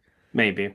I think DC and Marvel can both use the multiverse aspect of their universes and give stories that, like we talked about, there being multiple Spider-Mans. Like, if Andrew Garfield is in either Doctor Strange in the Multiverse of Madness or Spider-Man No Way Home, it gives you a chance to close off his story, like tie any loose ends there, like give him closure.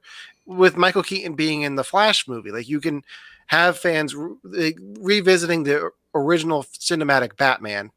All respect to Adam West, but like, you can wrap up those stories, and then from that point on, you can tell whatever stories you want. Like, address the past. The past of these characters is important, but you can also use that as a starting point to go forward.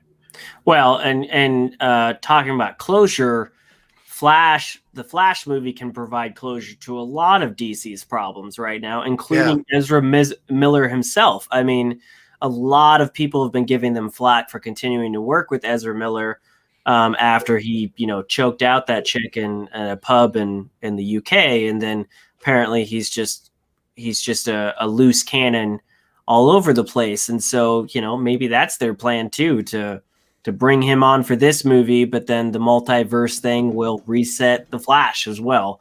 I mean, that could be a way to go, but I think right now DC's in this niche where, yes, people came together for Endgame because it was an event, but they're eventually going to get tired, I think, of the MCU, or at least you'll have that group of people that's attracted to something that's not part of that big, that big monstrosity of the MCU. You know, like they feel like they could probably go to a DC film and understand it if they haven't seen the 25 films leading up to it. You know, so maybe and the shows on Disney Plus. Yeah, right, right. So maybe that could be DC's, niche there for a while until they find their footing and decide where to go from it. But as long as they've got Wonder Woman and Ezra Miller, Wonder Woman, as long as they have Gal Gadot, I can't interchange the two. Gal Gadot, Ezra Miller, and Jason Momoa, people are always going to associate them with their Snyder origins. And DC's not going to be able to properly move on. So we'll see what happens. I think that no matter what happens, Amazon is going to end up winning a little bit because The Boys is going to be the superhero show that people can watch and not have to give a shit about any of it. They're just be like, you know what? The Boys is going to keep doing The Boys and being like the crazy outlier that it is in the superhero content world. And I don't know. I feel like James Gunn's Suicide Squad is going to give The Boys a run for its money. Let's hope. I'm excited for it. I'm excited for that. I'm excited for the Peacemaker show on HBO Max. So yeah, that could be fun. Depending on who they have running that show, that could be really fun. James Gunn. Oh, he is. Oh, he's involved in the show as well. He wrote every script for it. So oh shit, I did not know that. Yeah. Oh wow, that's big. That's big for that. Yeah. Well, thanks, Alan, for being on here with us. Thanks for having me. I was talking to the guys. We got to have you guys on our show. You have to watch this. So yeah, love to. We'll talk. You've got a lot to choose from because I haven't seen shit. Well, usually what we do, if you ask Josh, I haven't seen any movies. Usually what we do when we have guests on is we have them give us a list of movies that they love that we may have not seen. So that's nice. That way you're having a guest introduce something to you. That's cool. That's cool. So when we had Josh from Victims and Villains on, he brought in Birdman, which I think I had seen, but my two co-hosts hadn't. So we'll be in touch. We'll get you guys on. Ooh. Yeah, I can pull a list for you. That'd be fun. Yeah. Well, just chatting with you guys the other night for WandaVision. You guys are a cool group, so love to do that. Awesome. Well, thanks again for having me. This was a lot of fun. Oh, thanks for coming, man. We appreciate it. Thanks to Great Idea, Doggus Hoggus for watching with us, and anybody else that watches this. A reminder, come back on the 16th. We're going to be watching Wonder Woman. Yep. And then Josh Berkey is going to join us on the 17th for Batman v Superman. And then I don't think we're going to do any of the other DC films. We're just going to do that, and then the next day the Snyder Cut drops. So yeah, no, we're gonna stick to the big three that came out prior to the Justice League. So right. And, so looking forward to it. I didn't have to go to sleep. I probably would do what Alan's about to do and put on BVS right after this. I'm gonna hold it next week. It might wait until tomorrow. I've got a nice big projection screen in my office that I might just turn on and put on Batman tomorrow while I do work stuff. So nice. The benefits of working video production. So. Yeah. It's awesome. All right. Well, thanks you guys for joining us on this. Thank you, Nerf Herders, for joining us on this watch party. If you like this video, if you like this whole thing, first of all, if you made it this far, I applaud you. But if you liked this video, hit the like button. If you didn't, hit the dislike button. Be honest, we can take it. Hit us up in those comments below. Let us know what you thought of Man of Steel. Let us know what you think about the DC Universe in general. Like, how do you feel about what we talked about post-movie? And don't forget to subscribe so you don't miss out on any future broadcasts, including the nap and including the next two watch parties. And so, until next time. See you later.